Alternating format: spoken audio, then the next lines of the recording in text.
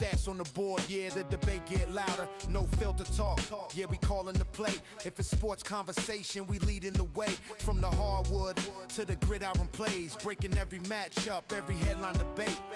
X-Rated Sports Network. Yeah, remember the name.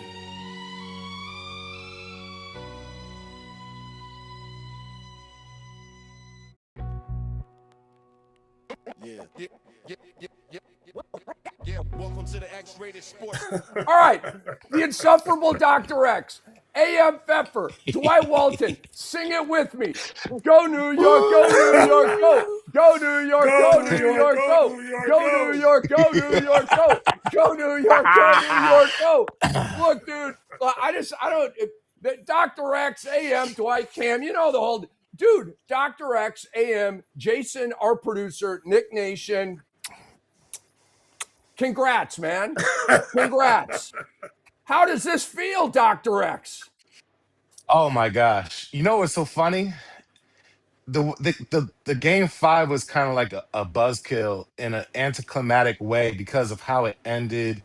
Cat scoring 2 points, OG struggling, Wemby almost taking out Brunson, and then somehow we still win the game, but technically Wemby should have missed game six.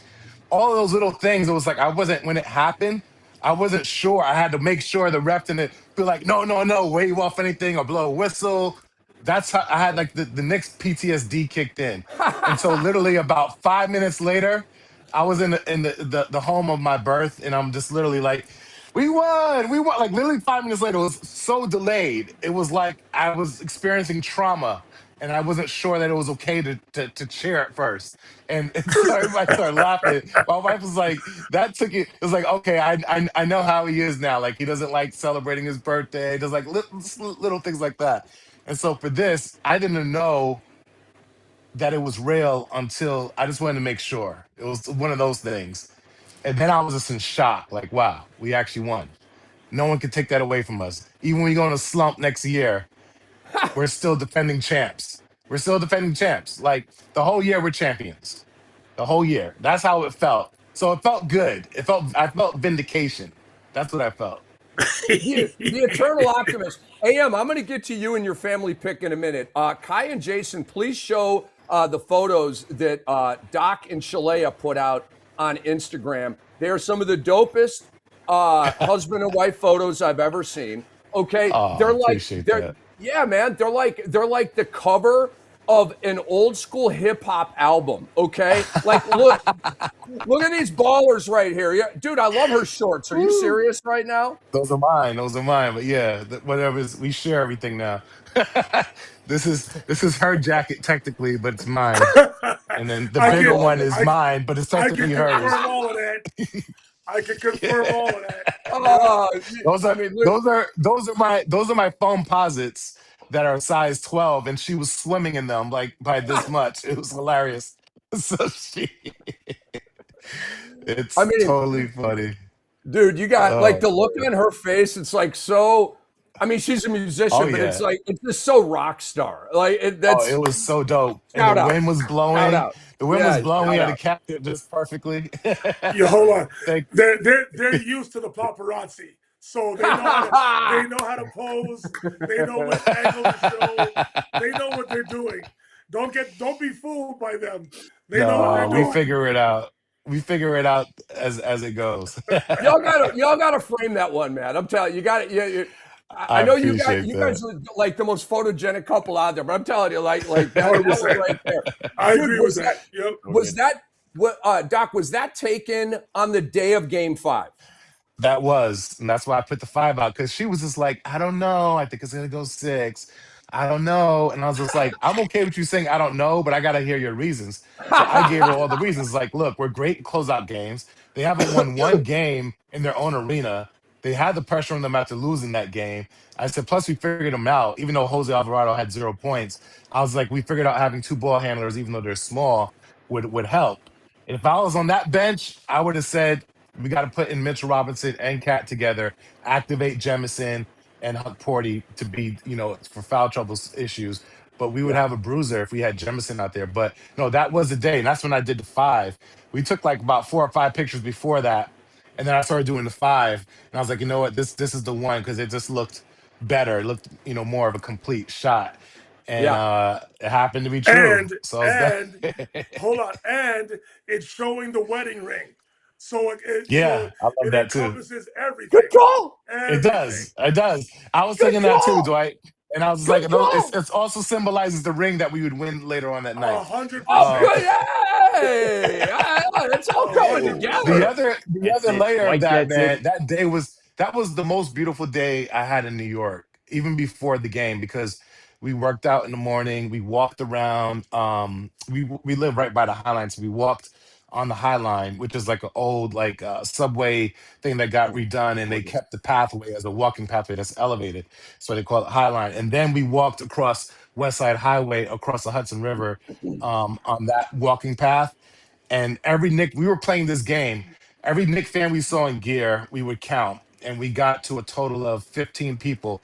Every Nick person we saw, I said, Knicks in 5, Knicks in 5, and they came back the same energy. Everybody was like, it was just nice. As they said, it kind of shrinks the town into like a small town atmosphere, and so that was nice. And we were counting the people with all Agreed. the headphones with the wires, and we were like, whatever that number is going to be the differential. What the point is, that wasn't right, but the Knicks won. Knicks in 5. Okay, so Knicks in 5. let's get to AM Pfeffer here, guys. Throw up the photo. This is one of the. I have 3 kids. This is one of the great family Ooh, I love photos. it. There's the fam. Eating some There's the breakfast. fam. A couple years do ago. we have the celebration photo? Do we have that one? That was like The- 4 years that ago. one needs to be blurred out a little said- bit, but yeah. Yeah. Well, wait. I mean, hold on a it's a second. naked In chance. lieu of It's that, an- I'll tell you what. While they're getting that together, speaking of shorts, right? That Shalea was wearing. You guys know in the chain that I threw up. My boy was like, "Get these Knick shorts out of my house, right? I want to gift them to you because I can't." He actually knows Popovich well, and he loves Popovich. So he's like, he never even took the tag off these shorts. Well, guess what? I know. You don't think I drove an hour? You don't think I drove an hour to pick those up and rock them today? You know I did, man. Oh, And I these love are it. triple I love XL. it. They're barely hanging on me, but I'm wearing them with pride. Dwight, I love good it. luck Yeah, getting through that's how you do it. any soliloquy today without me standing up rocking these. Good luck. That's cool. We're good. That's all I'm going to We're say. good. Big Nick energy. All day. Riot Comedy's been having fun with the Big Nick energy thing. They really have, dude. Oh, I missed it. I haven't seen everything else but that. But I'll catch up later. Yeah, no, you're good. You're good. They just gotta anyway. Let's. So, all right. Congrats to all Knick fans. And we are going to go through. We have such a cool show planned for you guys. Brendan Haywood, NBA champion, and our boy is going to join us at 3 p.m. Eastern time. It's going to be anyway, and then Mitch Lawrence. Legendary writer, and I mean he was beat writer for the Knicks for a long time, and he's our boy too. I really wanted to have Mitch on because few people know Knicks history better than Mitch Lawrence and can provide the perspective that he'll be able to provide on this championship. Brendan, of course, has tasted the champagne. He's had the parade, and so he's going to be a fantastic guest as well. Okay, Dr. X, you are going to go first. I'm pretty sure on virtually every topic here today, for obvious reasons, okay? Our first topic is, Dr. X and our great audience, we love you out there, Beyond the Surface on the X-Rated Sports Network. Was this the best playoff run in NBA history? Rick, I was struggling with this for a bit, and then as I was listening to some of the other pundits and seeing some of the stats up there, then the whole story behind, the whole underdog story, I just feel like it was the best playoff run in NBA history only because the stats back it up. So we're not prisoner of the moment because of that, right? But the second layer of that, it's done in the highest scrutinized, most scrutinized media capital of the world, and the city, the capital of the world in New York City.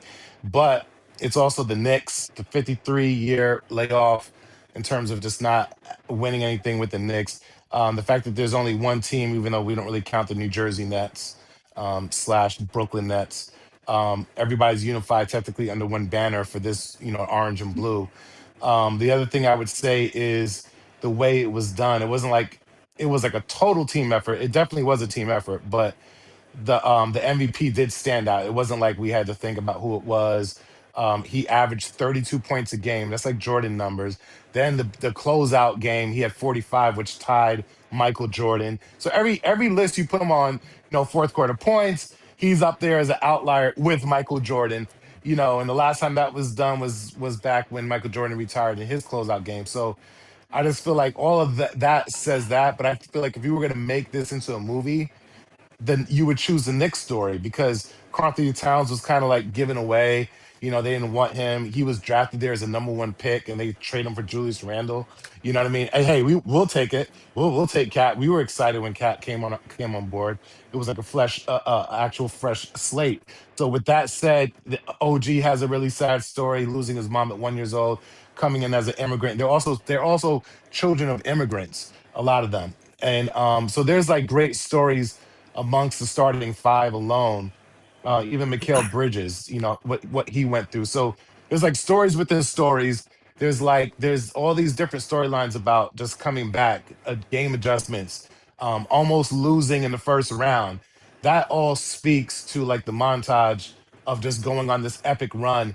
And then even with that said, that was hard. That felt like a movie because even though it was a gentleman's sweep, despite having non-classy people on the other side who were sore losers, which we'll get into later, I was Yes. glad it was a gentleman's sweep. It was like a nice wink, like we gave you guys a gentleman's sweep, and we'll go into that later. But I'm just saying the way it happened, sweep, sweep, sweep. We actually learned our lesson. We were scared straight from what happened with the Atlanta Hawks, and then we tapped into that and held on to it. And then the greatest comeback ever, which I was there to witness, where I got this shirt, which is so whenever I see anybody in the street right now with this shirt, I know they were at that game. Only 15 to 17,000 people had that shirt. So all Nice. in all, those are the reasons why. I think those are real reasons because the stats back them up, and the MVP stat backs them up, and all the backstories.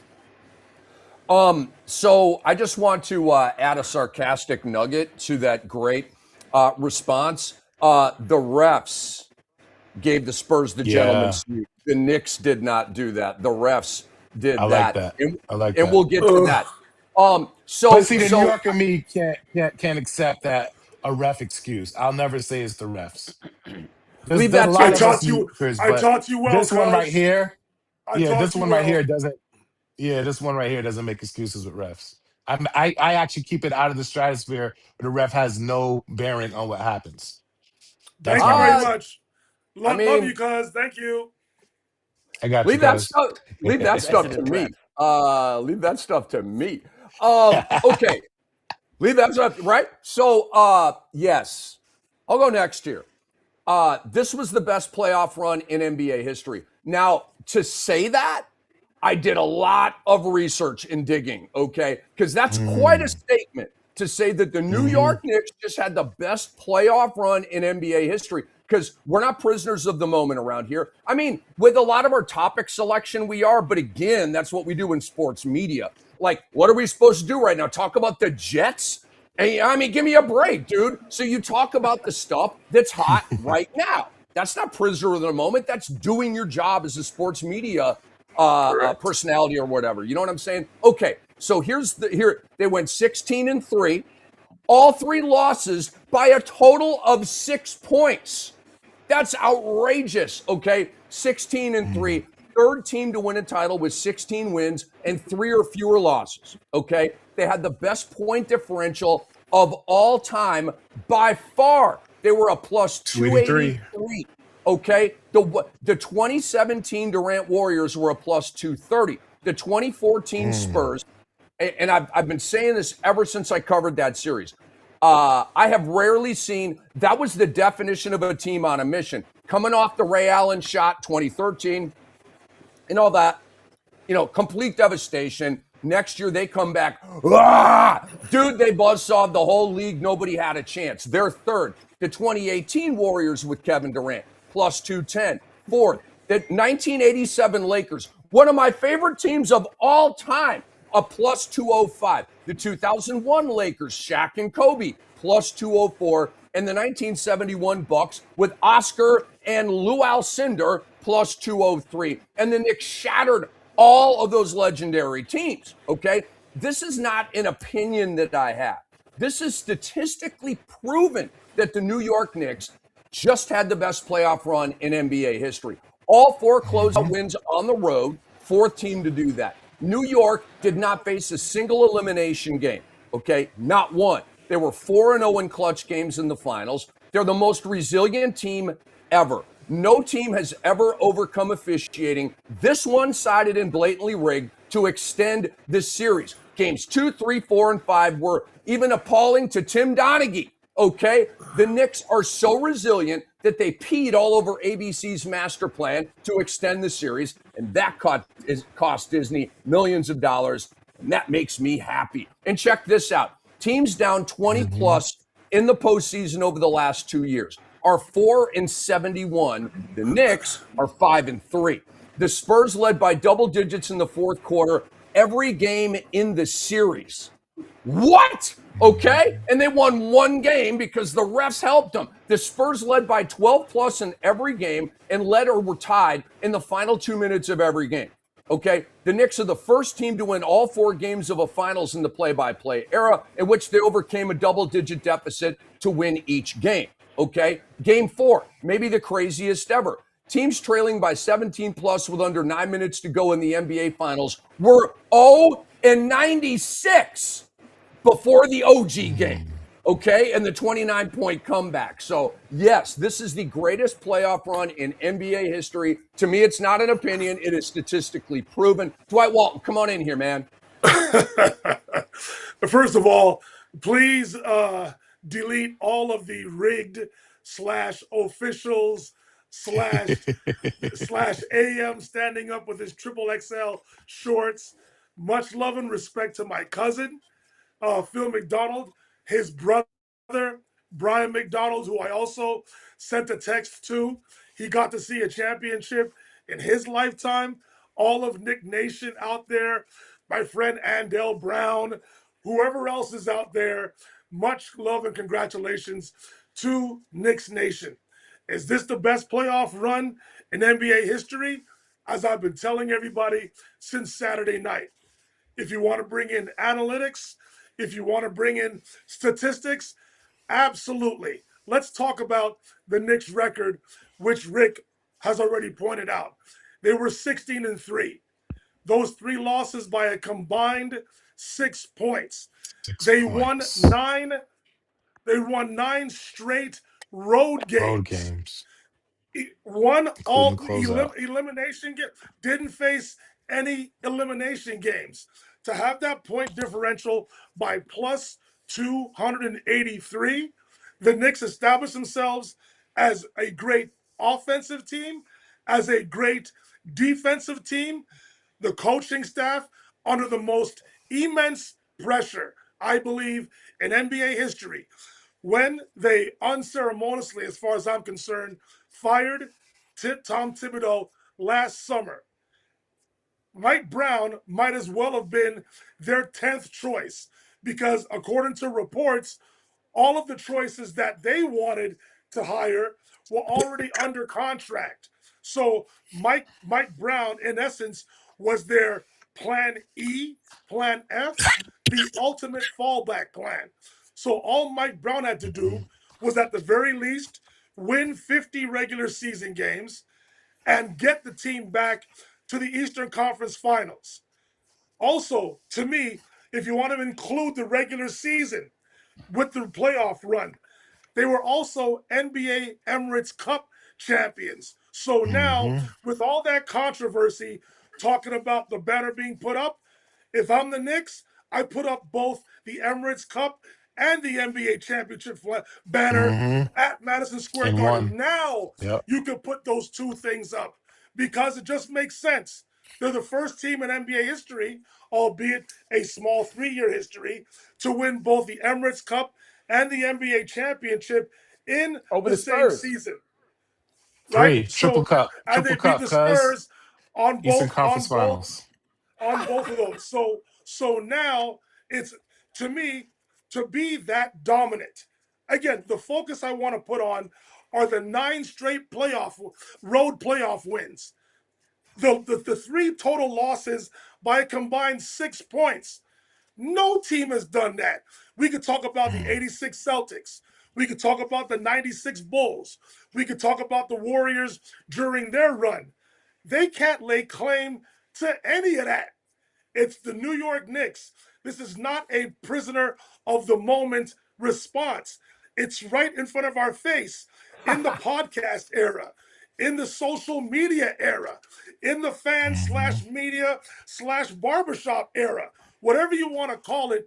The Knicks just did all of that right in front of us. I don't care how weak the Eastern Conference is to some people out there. I don't care how strong the Western Conference is to people out there. The Knicks have to play who was in front of them.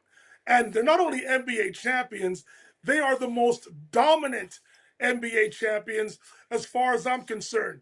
They did it in the biggest market, on the biggest stage, in front of all of us. The most watched NBA finals. Ratings are going through the roof. All of that. They did that in New York City, Gotham City, 34th and 7th, whatever avenue the Madison Square Garden is on, they did all of that. The statistics speak for themselves. They have the best closer since 2021.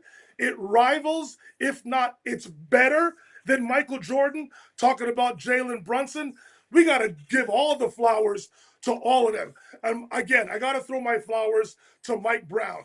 That was the most pressurized job in sports history, as far as I'm concerned. James Dolan said it. It's championship or bust.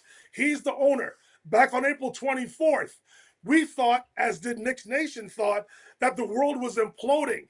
April 24th, they were down 2-1 to the Atlanta Hawks. And you've heard me mention 1,000 times. I don't know if they had a team meeting. I don't know if they had a players-only meeting. Whatever meeting they had, they got it done. The Knicks were up and down during the regular season. They had a 2-9 record immediately coming out of the NBA Emirates Cup championship. It was a disjointed year. And now we're talking about this team being the most dominant playoff team in NBA history.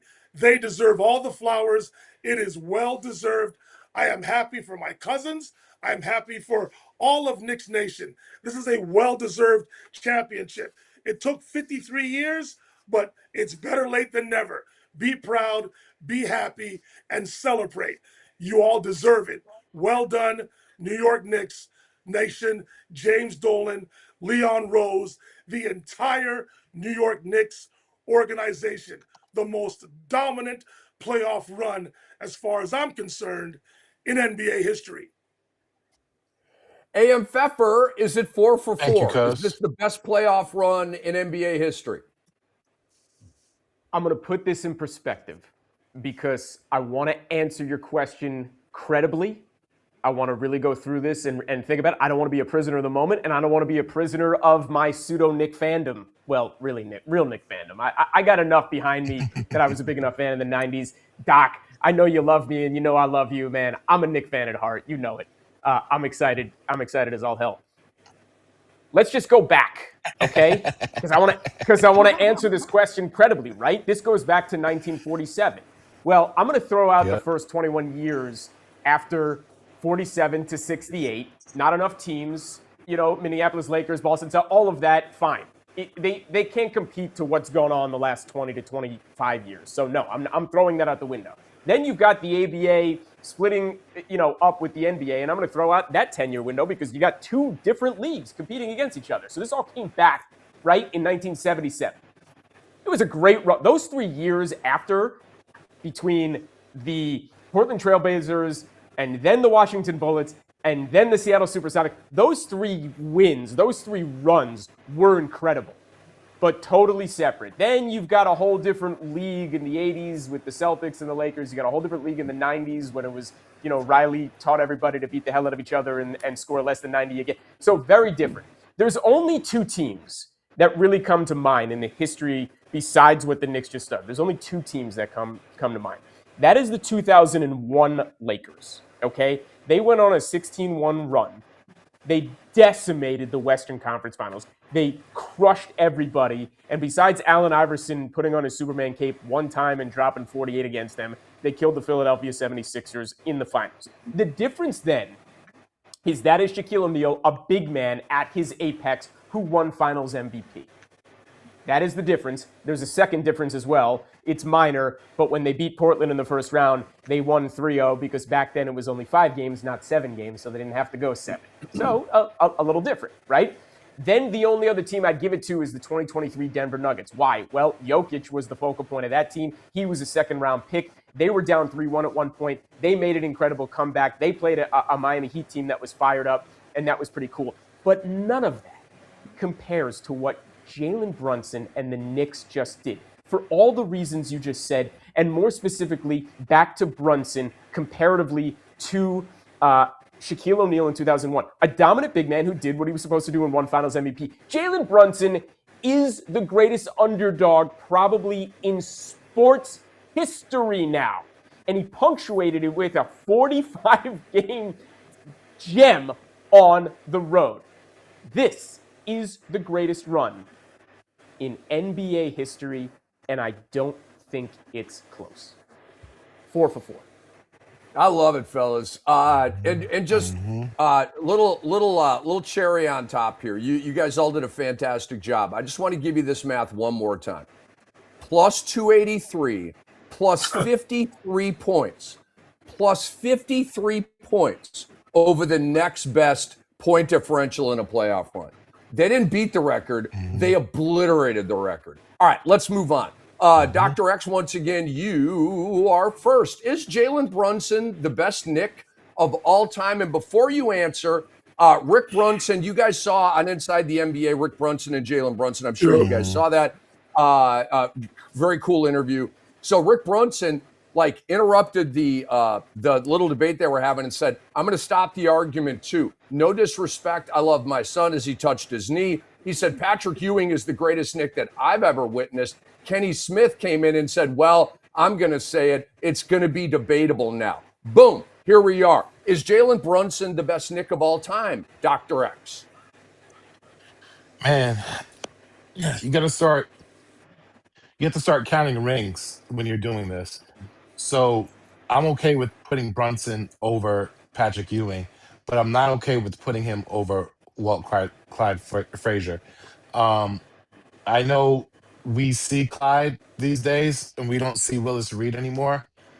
Because the great late Willis Reed. I know he walked out the locker room and he had those moments, but I'd have to look at the stat sheet to see how much he impacted the game. I wasn't alive to see the 1973. I was born 1979. Does Willis Reed have 2 rings as well, or is it 1 ring? Yes. Yep. He's got 2. He's got 2. Yeah. What were his stats? What were his stat lines? You know what? How much did he regular average? season.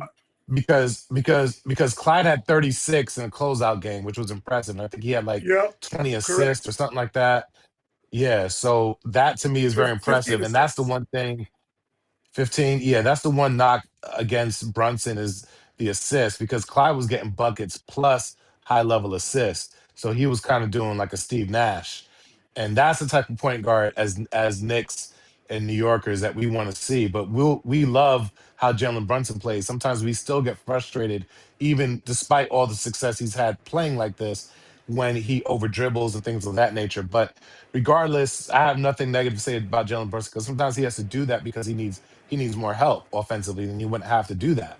So when I look at it, Clyde has 2 rings and did it on the biggest stage and did it dramatically, did it with the flair. and he's still living. He's still keeping everybody honest about that, and I think he believes it. So, in my opinion, Walt Clyde Frazier is the greatest Knick of all time. I think it is debatable, which is also another point to add. And I also think that this Knicks team isn't done. They are not a team of destiny to me, but a team that can potentially be a dynasty, can also dominate the decade. If you dominate the decade, then technically be called a dynasty. And I feel like they have 4 more years to essentially do that. Okay. Love the answer. Walt Clyde Frazier in that game 7 had 36, 7, and 19. I didn't it look was this up, but I 19. believe 19 Wow. what? it was 19. 19 Assists. dimes. Yes. So See, my fault. I 19. knew it was close to 20. Yeah. Yeah. Homie had My bad. 19 dimes and 36 points. And again, after doing that, Against Willis Jerry Reed, by the West. way, well, exactly. Willis Reed in that game, he had the torn quad and all that kind of stuff. And we love the effort. Here comes Willis. The whole thing, right? In the 2 early buckets, he had 4 points and 3 rebounds in 27 minutes in that game. So it was He had more more than symbolic. Cat. He had more. Good point. That's a good point, right? Cat just caught a stray, man. Oh my gosh. All right, AM Pfeffer, you go second on this one, man. Is Jalen Brunson the best Knick of all time? Yes, and I'm going to say it on this question as well. It's not even close. And let me lay out why. The Knicks won in 1970 and 1973. What did I say in my previous answer? That decade for me. You're flushing everything before the merger. That's what you said, AM. Whatever happened before the merger doesn't matter. That decade for me, the ABA and NBA are sorry guys, Dr. J played in an entirely different league during that. One of the best players ever. Plenty of other good players. It's not fair to compare. And just so you know, right, Frazier, who had one of the best game 7s of all time, who was the finals MVP in both 70 and 73? It was Willis Reed. If you want to give it to Willis Reed, you want to give it to Frazier, that's fine. Jason Arambulo is rocking today his Ewing jersey. And if you want to give it to him, that's fine too. But Zach Lowe said something really prescient after the finals win. I'm going to say something that I really love what he said. He said specifically, guys, whatever Ewing did as a Knicks in totality over 9 or 10 years, what Jalen Brunson did in one game, 45 on the road, was literally like Ewing over his decade scoring 15,000 points. That's on par with what it is. Zach Lowe put it in perspective. Jalen Brunson put the team on his back in game 5 and wouldn't let the series go. Where, back to New York, he scored half the points. He was the entire fundamental reason for the team's success and bringing everyone together, and the captain who gave all the speeches and brought Mikal Bridges. I mean, I've spoken about this numerous times already, and the dude left over $100 million on the table to make sure this happened in today's CBA. He's the greatest Knick of all time. Did anyone not watch the Burrows exploding? You heard me talk to Caron Butler, and I may have long-windedly foolishly asked him the question. I didn't do a very good job of asking the question, like how important it was to the tri-state area. And I was trying to encapsulate like how insane this all was in the tri-state area and how incredible it would be if the Knicks won a championship. I'm a huge Jets fan, but the football and baseball and the Rangers, they have nothing on the Knicks. Nothing. And Brunson brought this team on his back after 53 years, a second-round pick that everybody threw away, that the Mavericks threw away, and that everybody expected him not to do anything, that Stephen A. Smith, day after day, he doesn't have it, all of us doesn't have it, not big enough, Becky Hammond shutting off her IG, whatever. Jalen Brunson is so far and away the greatest Knick of all time, not prisoner of the moment answer. It's unquestionable. Jalen Brunson, forever.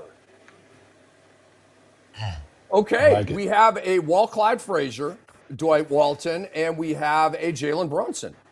Dwight Walton, who is the best Knick of all time? Is it Jalen Brunson? Although I didn't agree with what he did, the mere fact that he gave up $113 million, the mere fact that he bet on himself by turning down the contract offer from the Dallas Mavericks, The mere fact that he went to New York City, the pressure cooker that is New York City, his father being on the previous staff and now being on the current staff, he was willing to go through all of that and then to be the most clutch player that the New York Knicks have ever had. And that includes Willis Reed, Walt Clyde Frazier, Patrick Ewing, Carmelo Anthony, whatever Knick you feel deserves to be in this conversation, the mere fact that he scored 17 points inside the final 2 minutes of the NBA Finals, to be a unanimous most valuable player choice in the NBA Finals, to have done it in New York City, for bringing a championship for the first time in 53 years, to be as dominant a player in a league that to me is the most athletic league in the world, where he doesn't pass any of the metrics. He was a second round pick, 33rd overall. All of that. He is an underdog. When you talk about Willis Reed, Walt Clyde Frazier, Patrick Ewing, and whomever else you want to put in this conversation, all of those players were expected to perform at the highest level. Jalen Brunson, if you want to keep it real, was an afterthought. I understand prisoner of the moment. I get it. I understand all of that. But for what he has done at his size, against all odds, in the most athletic league, in my opinion, in the world, Jalen Brunson is the best New York Knick ever. It is, I can't understate, lack of a better word, understate everything that he's accomplished. Jalen Brunson, all the backlash that he received when he signed the contract in New York, it was all negative, some positive, but mostly negative. He has overcome all of that. And he has resurrected a franchise. Yes, most of the games have been sold out over that 53-year period, but you can feel the frustration. Just listen to my cousin on every podcast that we've had since October. The PTSD that he talks about. Knicks Nation falling off the face of the earth every time they go on a losing streak. Jalen Brunson has revived. Jalen Brunson has brought back belief.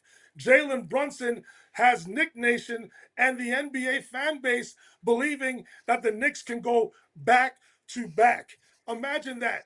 All of that is because of Jalen Brunson, the most valuable player, the most clutch player. All of that. We can argue if he's the best player in the NBA right now. That's another discussion. But he got it done on the biggest stage, on the most recognizable franchise outside of the Lakers and the Celtics in the world. Jalen Brunson is the best New York Knick of all time. I won't say it's not close, but as far for my money, he is definitely the greatest Knick of all time.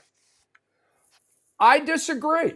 I do not have Jalen Brunson as my best Knick of all time. And you guys know the affinity that I have for this young fella right here.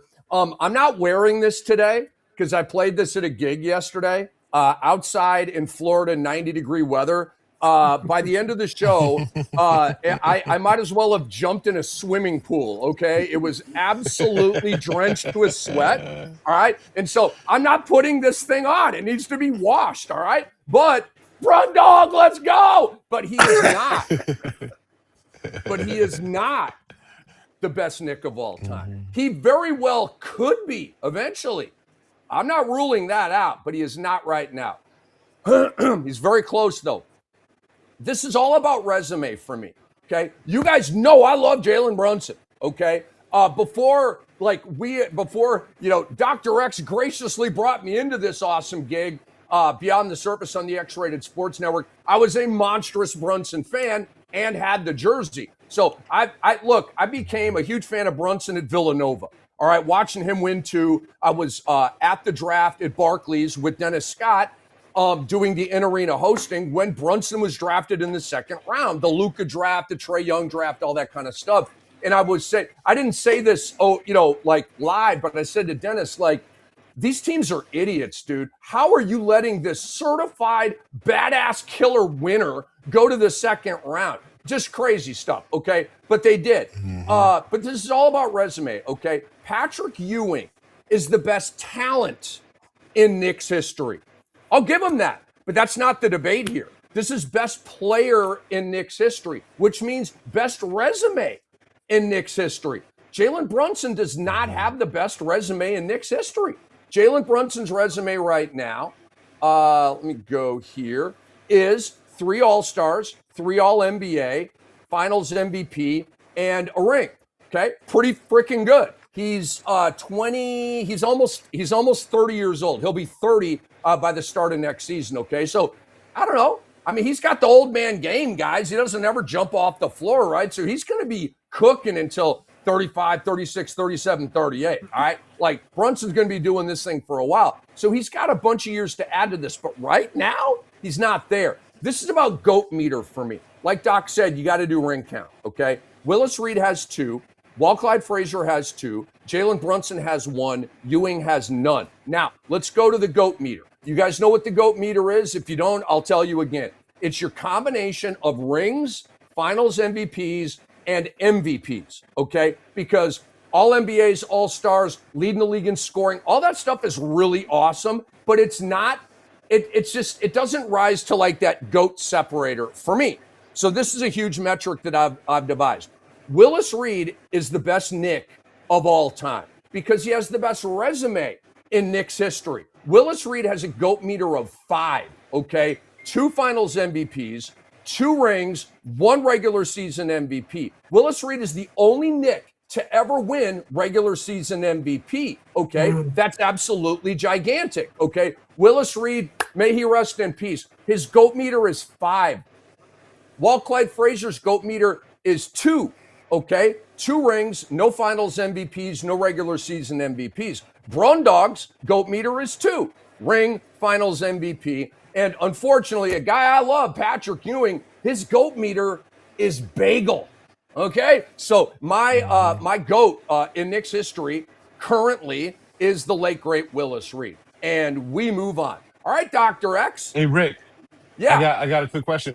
Can anybody quote, even if it's not that accurate, but at least ballpark, what were Willis Reed's stats and why did he win MVP twice with Clyde Frazier killing it? So Yeah. you're asking in the finals? What? Yeah, the No. finals or even the year that he won MVP. What were his averages?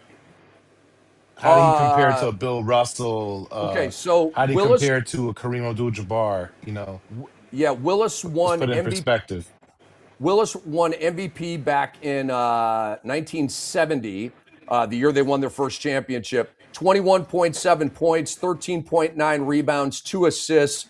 And the dumbasses back in the day didn't track steals or blocks, so there's no numbers on that. Yeah. Can you believe they didn't track steals and blocks until 1973?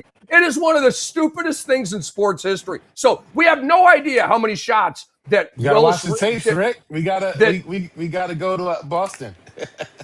Exactly. Like Bill Russell and Will Chamberlain are like, yo, I just had 7 blocks tonight, but nobody will ever know. You know what I'm saying?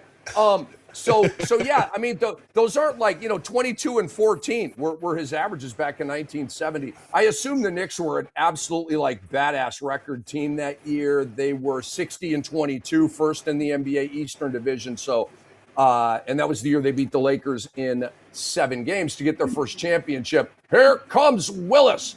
So there you go. Yeah, I mean, the only reason I brought that up is because I feel like we have to keep it in perspective. Like, it's definitely going to be, it's a story that's still being written for me. And I think once Brunson hits 2 and they're all at 2, it's not close then. I really feel like Brunson, and honestly, AM and Dwight, you both convinced me. Like, I might change my answer within the show. I think I see exactly why you guys would pick Brunson, and that makes up for the second ring because they have all this scrutiny with social media. Everybody loves to say that about LeBron, and He was go to this and that. All the odds were stacked against Brunson, everything. And to me, he just exceeded expectations, like he blew them out the water. So, you know what, Rick, I hate to change my answer, but I have to say that Brunson is the greatest Knick of all time based off of that. Because Jalen Brunson, Jalen Brunson is not supposed to be Jalen Brunson. He's not. All the odds were stacked I against mean, him. his stats are impressive too. Like Willis Reed, I have respect for Yeah, that. That's a solid big man game. But if Wemby was averaging those stats, we'd be like, yeah, he could score a little bit more. And we know the game has changed, but um, I also have to see him play the eye test. Like I gotta see these 22 points. How does he look cause scoring it? You know what I mean? cause if you Yeah, look at the statistics, he's better than Mike in the clutch. Just I look at know, the I stats. know, I know. I just don't want to Right say it, there, but I know, right and I there, agree with it. right there for me. That's enough. Yeah. That's Yep. enough. And Right he there. looks he's doing it the same way. Mike's not dunking in the clutch. Mike is shooting the Jays, and Brunson's doing the same thing. Dude, Exactly. it's Oh, remarkable. It got to the lastly, point where I was stunned when Brunson would miss a free throw, when he would miss a mid-range jumper, all of that. That's how much confidence I've gotten to do. But my respect level is through the roof for Jalen but you Brunson. know what, cuz? We also have to point out the points in the paint. He was scoring, I think, 11 to Yes, 13 points in the paint. And I'm 100%. curious to see, but Agreed. that's what Victor went. That was with Victor. He shot a lot of threes in Victor's face, a lot of step Uh-huh. backs, a lot of all that. Also bodied him even in the final game to create the space for the layup. He learned on the go. I'm curious to see how many points Victor Wembanyama averaged in the paint.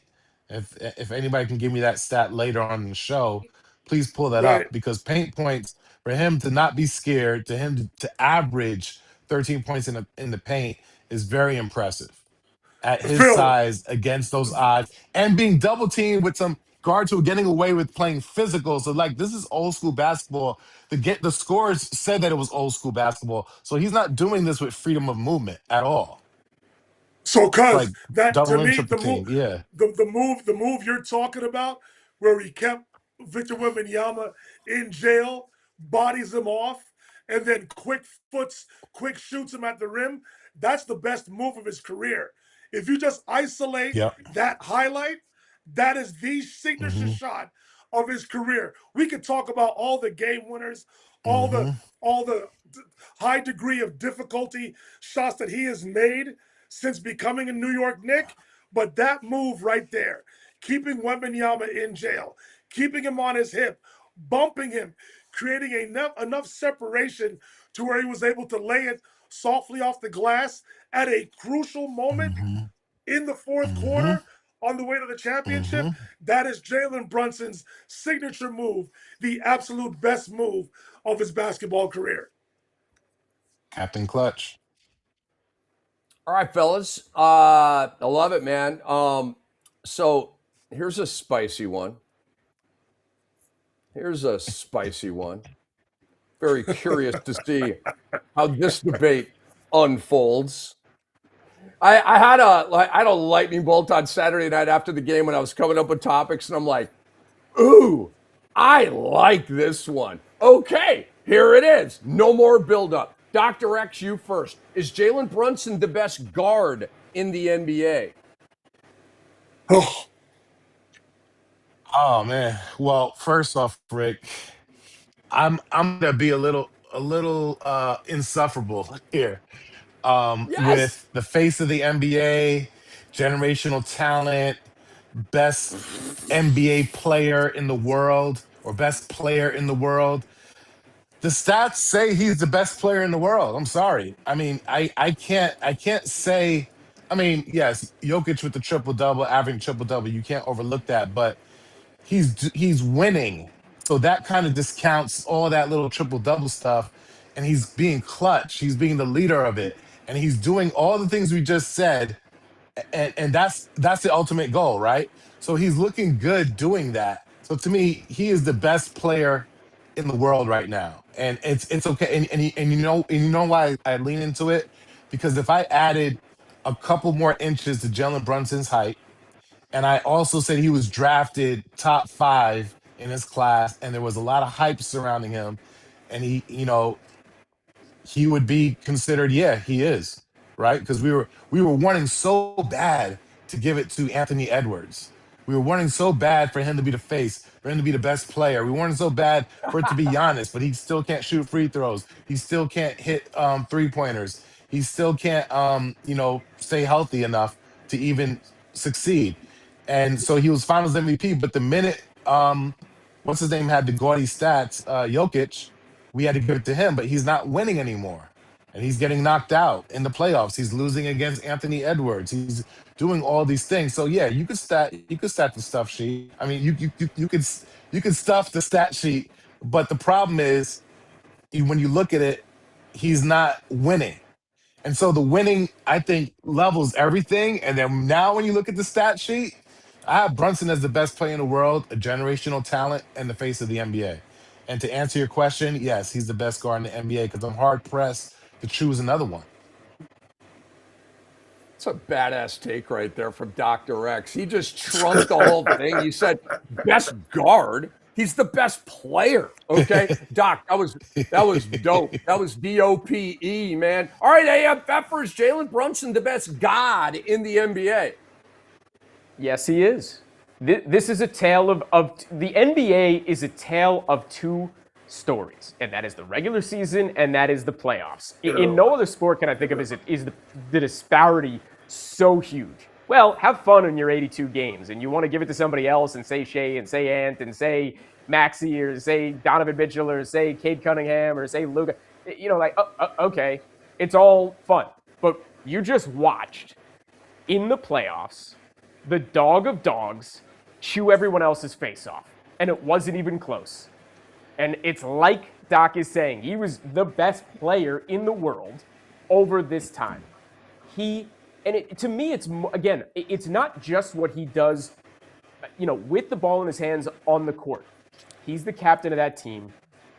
He is the tone setter. He is getting everybody else to play like they should. He's the one convincing Cat to become mini Jokic over the time that he needs to be. He's the one bringing Mikal Bridges' confidence back when it had dipped for 2 months at the end of the season. He's the one who's elevating OG Anunoby to the player he could be and the best 3-and-D guy in the game. He's the one telling Josh Hart, take those threes, big boy. I got you, even if you miss them. He's the one making Landry Shamet believe when nobody else wanted him that he's actually a sixth man who could come in and hit the big shots. That's all on Brunson.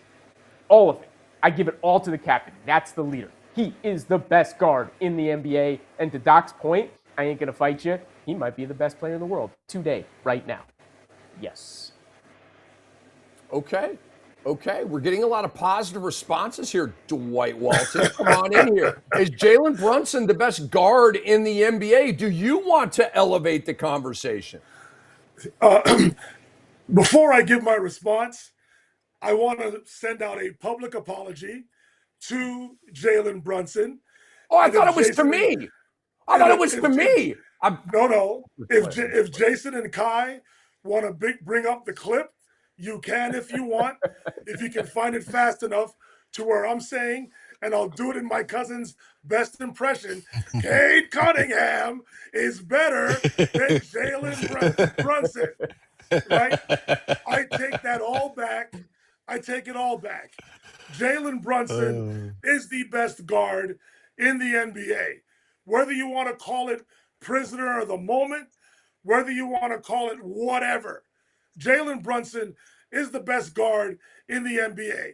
I will still stand by my Victor Wembanyama being the best player in the NBA right now because of the Explain totality. it when you're done with your tape. Yeah. In terms of he its lost totality. A lot of fans, especially in this battle. He lost a lot of fans doing what he did. But that's fine. But in terms of the best guard, he's the best guard in the NBA, most clutch in the NBA. And it's to my best player about Victor Wembanyama, this is the worst we're going to see of him. And he still averaged 26, 11, and 3 blocks with no go-to moves very unpolished offensively, all of that. That's why I still believe in that. But to answer this question, Jalen Brunson is the best guard in the NBA. And what this has done, don't be surprised, outside of Victor Wembanyama, Jalen Brunson is going to be in the MVP conversation from day one, simply based on what he did this season. He is now going to get the benefit of the doubt because the eye test proves it. The statistics in the clutch prove it. He's a unanimous most valuable MVP, finals MVP, all of that. So, yes, right now, Brunson is the best guard we have standing in the NBA. And it's not even a question right now. Okay, so we're about to bring Brendan Haywood on. Wow. Okay, so we've got best guard, and best player from Doc. I can't rock with best player, although it's really, really, really, really close. Jokic for me is still the best player in the world. Wemby's got to win a ring, or I mean, Dwight, you can say it. It's fine. His game. Yeah. You know what I'm saying? Like from Wemby is going to be the best player in the world, but right now he is not. So here's my answer. Yes, Jalen Brunson is the best guard in the NBA. I mean, you got to win the ring. You got to cement it and validate it, right? And he did. Listen, Jalen Brunson has the most 40-point playoff games since 2020, the most fourth quarter playoff points since 2020, the most total playoff points since 2021, the most 30-point playoff games, since 2021, the most wins in the playoffs since 2021. Guys, that's a 5 or 6 year span of dominance, okay? SGA is Mr. Consistent. That's my nickname for him, but he's not that consistent. Jalen Brunson, Steph Curry, Tony Parker, Isaiah Thomas. Only guards 6'2" or shorter to win finals MVP. That is crazy. We're still working on Brendan here. We'll bring him on in just a moment. Jalen Brunson, most points per game in the fourth quarter of NBA Finals in the play-by-play era. 11.2 PPG in the fourth quarter. Are you serious? Allen Iverson was 10. Michael Jordan was 9.8. I don't see SGA on that list. Oh, Jalen Brunson just had the highest scoring final series by a point guard in NBA history. 32.6 PPG. SGA is a point guard too. Game 1, Brunson, 30 points, 13 in the fourth. Game 2, 20 points, 7 in the fourth. Game 3, 32 points, 12 in the fourth. Game 4, 36, 9 in the fourth. Game 5, 45, 15 in the fourth.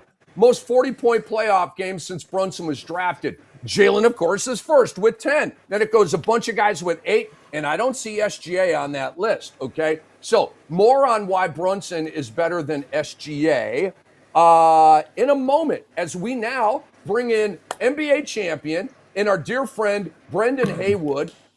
We will not have video with Brendan, but we do have him on the phone. B Wood, what's up, Mr. Champ? How you doing, my friend? What's going on with you? Chilling, man. We are in the middle of a debate right now, and so let's just bring you into this. Is Jalen Brunson the best guard in the NBA, B Wood? No, Shea Gilgeous-Alexander is. Okay, a man, a few. End the discussion. a man, a few words. We're getting some different responses over here. I was kind of juxtaposing Brunson and Shea right there because I think that is ultimately the core of the debate. All right, let me try you on another one here, and then we'll go around the room. B Wood, it's the fellas. It's Cam, it's Dr. X, it's Dwight Walton, it's AM Pfeffer, and we're psyched to have you. Is Jalen Brunson, and everybody's debating this right now, is Jalen Brunson the best Knick of all time? Yeah. I mean, I think you have to say either Jalen Brunson or Walt Clyde Frazier because you have to look at the Knicks that have championships. And for my money, I would go Jalen Brunson. He's only been with the Knicks 4 years, but in 4 years, he's been a 3-time All-Star. He's been All-NBA 3 times. He averages 26 points per game. He now has a NBA championship, and he was the Finals MVP and then he had the 45-point closeout game. Like the only people that Hmm. the only people. So the only right answers right now, and this is somebody that grew up loving Patrick Kemp.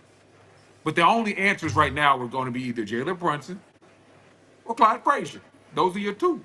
And I mean, personally, Yep. for me right now, I would probably go Jalen Brunson. But if somebody wants to go Clyde Frazier, I'm okay with that because I think Clyde won two, right?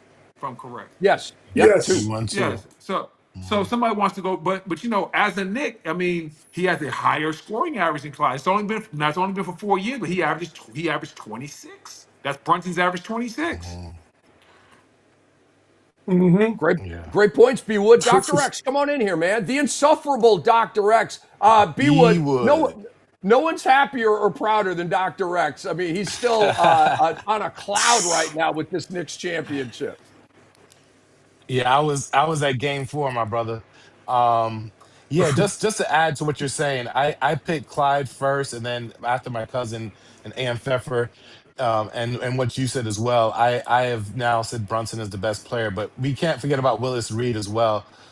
Willis Reed also has two rings, and from what I was told, 22 points and 13 rebounds or something like that a game. But he had the injury and all that. But B Wood, I really do appreciate you, man. I love watching your Instagram with the tales you tell so well. Uh-huh. And Oh man, I tallest tails, baby, have tallest tails. Uh-huh. yeah. So my question is like, who made that song? Was it AI or and even if it was AI, who used it properly? Because I love the song. I already know the whole thing. Man, also, if for those who don't know, I do Tallest Tales on my Instagram and social media. It's where the best NBA stories are told with animation. But I do got the outro song. These are the tallest tales, and it's just my boy Dalen Golf that helps me a little bit with my production. We sat down, we came up with it together, and we just thought that it kind of fit. And it was just Hmm. like every story kind of needs a little bit of a soundtrack. You know what I'm saying? Just a little Hmm. something, just to give it a little bit more umph. And we just felt that did it for us, and that's where we're at with it. No, we love it. We love it. Now, is there any association? I see you sometimes collab with Riot Comedy. Are you guys who works with Riot Comedy a part of your production? We just talked to Riot Comedy. We just felt it was a. Sometimes we partner with them on certain projects as far as just getting our brand out and let people know what we're doing. Because I literally Hmm. wasn't even taking social media serious until the end of last year, and then I Yeah. just started doing Tallest Tales, and I was like, listen, as many people as I can that can help get this product out there because I think we have a really good product. We just got to get it seen Oh, by it's more excellent. people, and then we're gonna try to really branch off and do some more. But that's just what it is. Tallest Tales. If you don't know, that's where the NBA's best stories are told, Hmm. and we got Yep. and we 100%. got the we got the animation to go with it that just gives it a little bit more spice, just a little something different than Eh, everybody else. No, I agree. I have an idea for you. One of our hosts is Dennis Scott.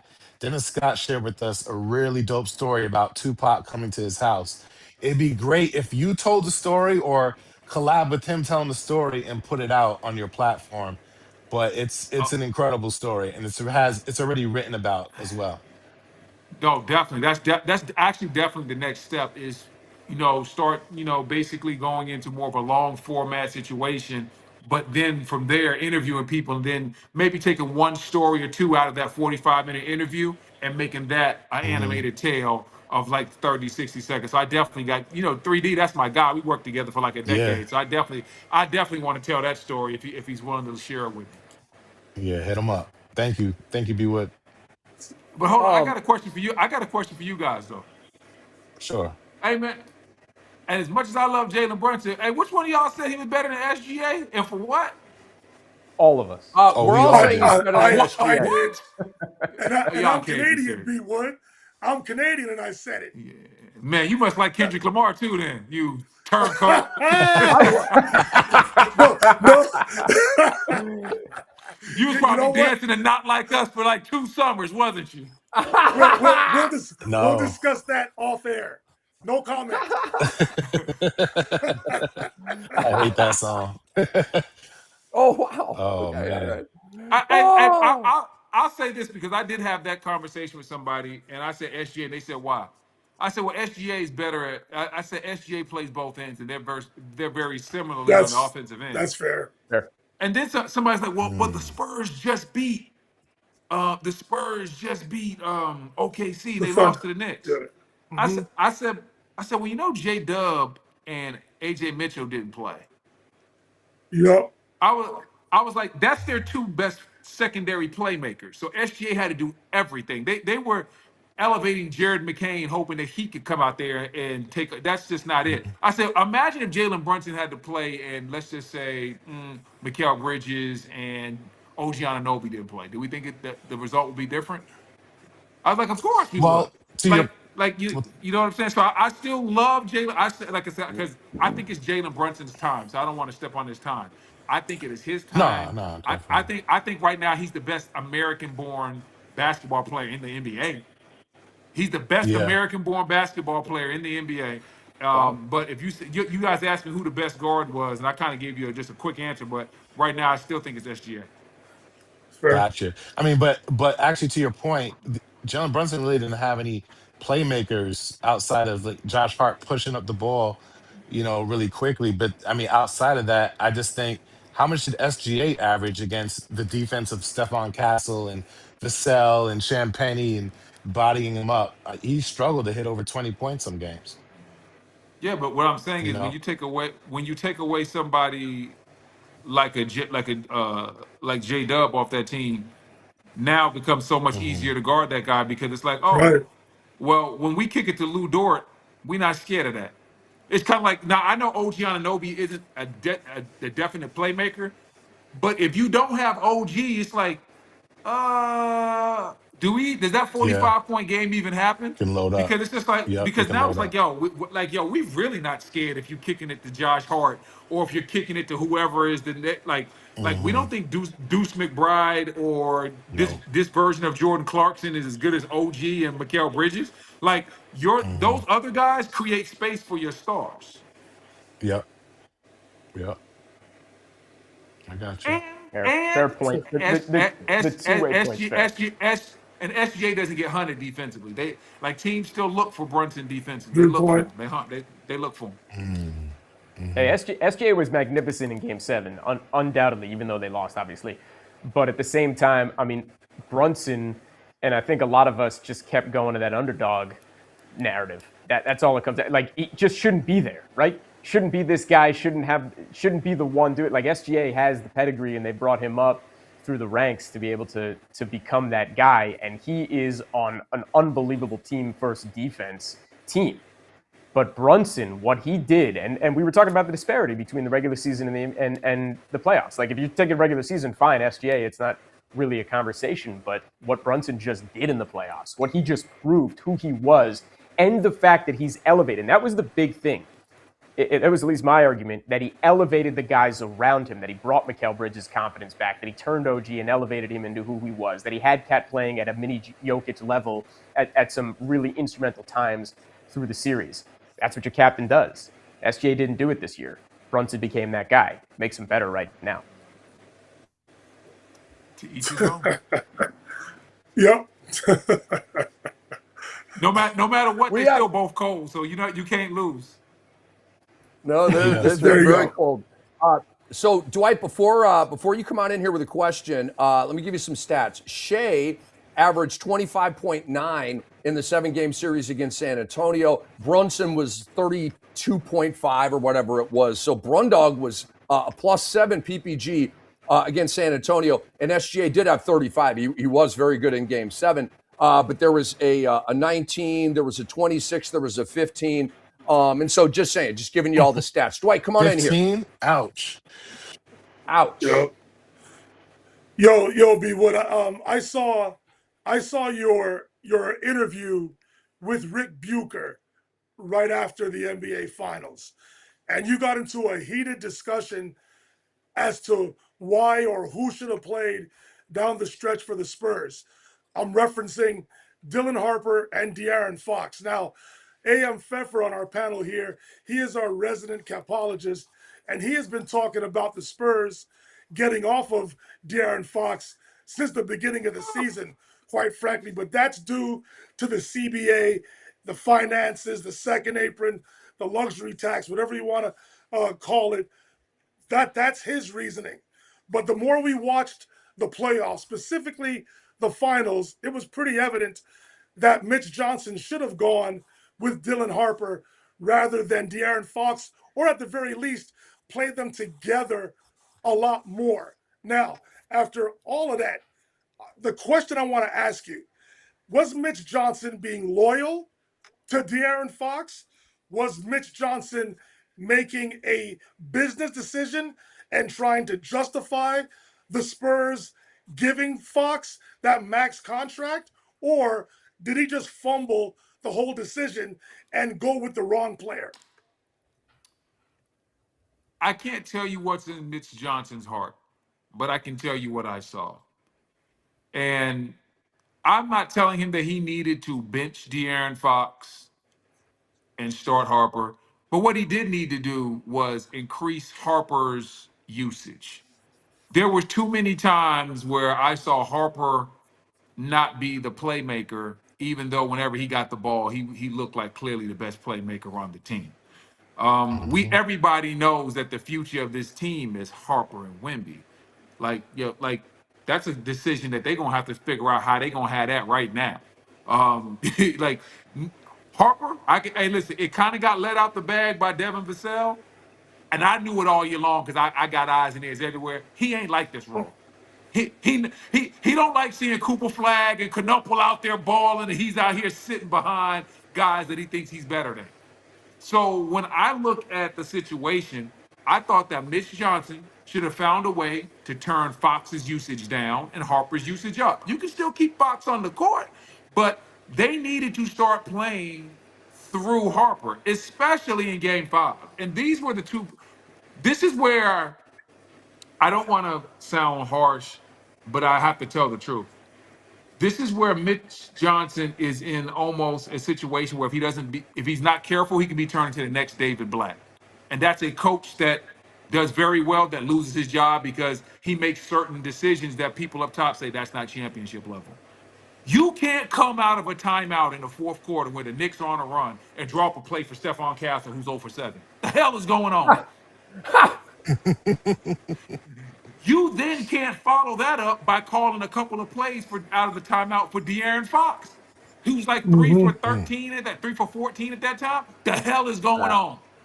Meanwhile, Dylan Harper is getting down the lane with ease. You have to put the ball in Harper's. Like being a championship level coach is being able to see little things that help push your team over the hump. Hey, I'm gonna give the ball to Harper. Maybe he misses, maybe he doesn't, but he's my best option. I'm gonna go with that. On the flip side, De'Aaron Fox is not De'Aaron Fox. You're getting killed by Brunson. No double teams, no traps, no find a way to get it out of his hands. Just let him play one-on-one. Come on now. Like too many situational things that kind of get overlooked cost the Spurs, not just in game 5, but just throughout the series. There were situational plays where Mitch Johnson just simply didn't have it. I'll give you another example of something small that I saw. It's Josh Hart is shooting his second free throw. And because I'm a big man, I saw this in real time. I'm thinking in my mind, I'm like, yo, they need to switch Cornette and Wemby because Wemby was being forced to go box out Mitch Robinson. I said, you Yep. want to switch Cornette. You want to put the bigger body on Mitchell Robinson, and then you want to have somebody else over there, like maybe like a Keldon Johnson, somebody big, stronger, physical, to squeeze Mitchell Robinson in that situation. What happens? No movement, no discussion. Mitchell Robinson, big boys Wemby underneath the basket, gets the offensive rebound, kicks it out to OG, who hits another free throw. When you start looking at the stat sheets, it don't seem like one big thing, but it's a lot of things that add up. I just named 3 things off the top of my head, and I didn't even know you were going to ask that question. It was just fresh in my mind from watching that game. Incredible. And that's one, and So that's Incredible. one game. That's one game, one quarter. Like dog, like Mitch, Hmm. listen, Mitch Johnson has to become a lot better as a coach, or he can find himself in a David Blatt situation. And David Blatt, for those that don't know, coached the Cavs in 2015 to the NBA Finals. The following year in 2016, he got fired while in first place coaching those same Cavs because they just knew he wasn't going to do enough in the critical moments to help that team win. And in that interview you did with Rick Bucher, even Bucher suggests, he didn't say it was going to happen, but he did suggest it, that very thing in regards to Mitch Johnson. And one other thing I want to ask and point out to you here, listen, if you look at this is where the analytics and the statistics can get very muddy or very, very confusing. Now, offensively, it was clear that the combination of Dylan Harper and Victor Wembanyama were very successful offensively. But also, the statistics or the analytics show that the team was being run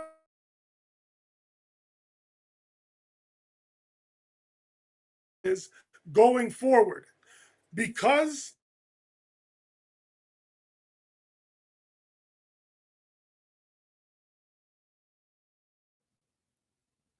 their rookie deals. Is it urgent for the Spurs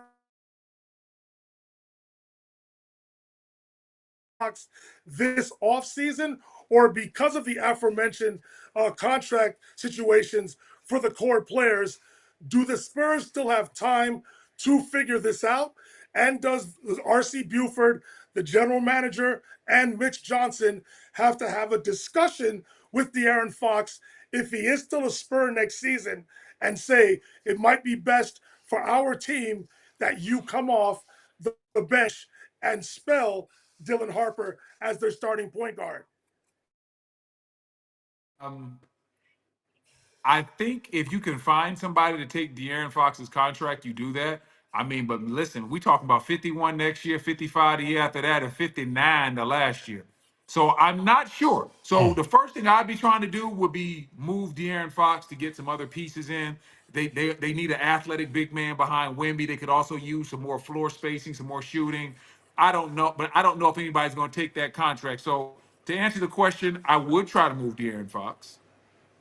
But if no one's going to take the contract, then I sit down and I tell De'Aaron Fox, listen, you're still a major part of what we do. But hey, listen, this kid right here, he's the future. We took him number 2 for a reason, and it's time. It's time. It's time. So you're still going to play. You're still going to have a role. You're still going to have a voice. You're still going to get your minutes, but you're not going to be starting. And you're probably, and I can't always guarantee if you're going to be closing. You're going to play. But you got your money. You're going to get all 50 million. We can't take your 51 million away from you, but your 51 million will not be starting next year. De'Aaron Fox either has to be traded or told that he is not starting over Dylan Harper. It's time. It's like I say, it's past. And I love De'Aaron Fox, but it is time. Dylan Harper is a different animal totally right now. Brendan, I just want to trade on Nas Reed. I just want to cap it with this. In my humble opinion, and we're going to talk about this later on in our show, if Mitch Johnson does not deliver a championship to San Antonio next season, they will fire him and get a more veteran coach because right now it's ring or bust for San Antonio. Every single season going forward is ring or bust. And I'm not sitting here trying to get anybody fired. We know how the NBA works, okay? Did we all see Tibbs getting whacked? No, he got whacked, and it was a brilliant move. It paid huge dividends. But the David Blatt reference is absolutely clutch by you. B. Wood, your arrival, your appearance is clutch. My friend, thank you for making some time for us. God bless you, your mom, your family. Okay, we're thinking about you. We're praying for you, B. Wood, and praying for your mom. And just love you, man. I really appreciate you hanging out with us for a little while. Man, I appreciate you, man. Thanks for having me, man. And if you really, really want to show me some love, send me a fantasy dynasty trade, man. You owe me a player, man. Send me a player. Man. We're in the same dynasty league. I love it. Send your boy a trade. Okay, I'll consider something. I'm certainly look. The San Antonio Spurs right now would give away De'Aaron Fox. They literally would just give him away to get that money off of their books. Okay, I can't do that with my players, but I'll look at your roster and mine, and we'll work something out. Can I ask a quick question, Brendan? Brendan, do you have to run, or do you have 2 more minutes? Do you have 2 more minutes, or do you have to really run right now? Okay, I got a question because I'm so glad you're on the broadcast, and I you're the perfect guy today. Why? Because you were there in 2011 right, on the Mavericks, and you went down 1-0, and in game 2, besides what just happened in the greatest comeback ever with 29 points, you guys were down, I believe, like, what was it, 15 points with under 7 to go in game 2? And maybe you could just talk about the impetus that sparked that run, how you came back against the Miami Heat, how Dallas came back against the Miami Heat, and maybe equate it a little bit to how the Knicks came back in that 29-game run. Like you're the perfect guy to talk about this. I'm so excited you're here. Yeah, listen, 29 in the second half is huge. That's totally different. But the similarities, well, we were down 15. I think it was like 6 minutes to play or something like that. And Yeah. what really sparked that run was D Wade hit a shot in front of our bench, and him and LeBron had they went and shot like a mini rap video. They were all up in each other's face. The cameras right there. They was oohing and on. They had a good. My son always says, "Hey man, that cut up ain't free." So they really cut up, but it wasn't free, and so everybody was watching it because it was right in front of our bench. And then next thing you know, Jason Terry hits a couple shots, Dirk hits a couple of shots, and we get that momentum back. And that's just what it is in sports. When you can get that momentum, when that momentum shifts from one side to the other, you start seeing the confidence shift. And slowly but surely, one side starts playing above their head and the other side starts playing tight. And that's what you saw in that Spurs game. The Spurs started playing tight. The same shots they were taking in the first half weren't falling. They're taking 7, 8, 9 threes in a row while we have the Knicks going on a run. They scored 30 points in the second half. They got really, really tight. They made really bad decisions. And that's what happens in these big time runs. When that momentum swings, it's a different ball game when you up 15 shooting or you up 30 and you taking shots. And next thing you know, that it gets cut down. It's the fourth quarter. Now it's an 8-point game. Ooh, that basketball feel like a medicine ball. You know, it gets a little heavy out there. Awesome. Thank you Right. for that. I love it, man. Thank you for that. Great answer, B-Wood. Great answer. All right, my friend. We will let you go, but Tallest Tales on Instagram, everybody. Check it out. My personal favorite was the one where Kobe kept ordering the bottles of champagne to outdo, and just more bottles, more. Nobody's going to outdo Kobe Bryant. You can't. No one's going to outdo Kobe. Nobody's going to outdo Kobe, man. That's my personal Except thing. Prince. Except Prince. All right, B Wood, we'll talk soon, man. I'll get. We're going to crank up the Dynasty League here soon. I'll be in touch, man. Appreciate it, man. All right. The great Brendan Haywood hanging out with us here on Beyond the Surface on the X-Rated Sports Network. All right, back to our story here. Let me finish my explanation on why Brunson's the best guard in the NBA. Why is he better than Shai Gilgeous-Alexander? Because, again, that's the core of this debate. Luka? Please, okay? Brunson is even more clutch than SGA. It's proven. Brunson's the only guy to be top 5 in clutch voting all 4 years of the award. Style of play.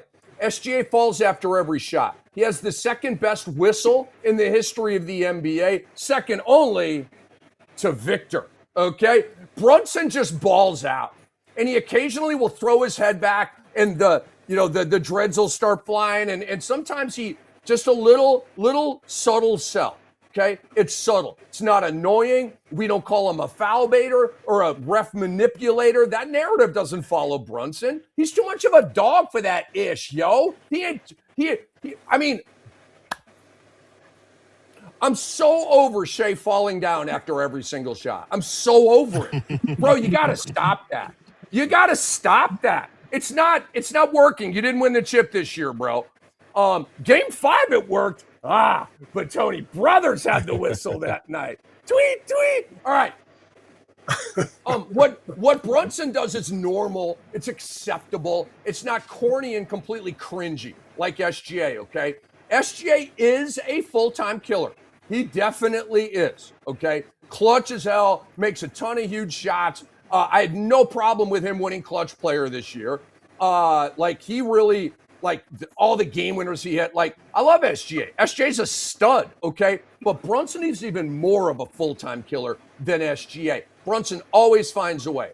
Always. Can you say that about SGA? He didn't against San Antonio. Both made significant history with their titles. But Brunson's performance was way more epic than SGA's versus Indiana last year. SGA went 34-5. Brunson went 32-4-4. By the way, against a way better defensive team than the Indiana Pacers. Okay. Shea shot 44 against Indiana. Brunson shot 42. But Brunson shot 39 from 3. Shea shot 34 from 3. Okay. So in the finals, Brunson had the better stat line. Now, Luka. It's very, very simple. Luka's a part-time killer. Brunson's a full-time killer. But I'll continue. We have a warrior versus a milker.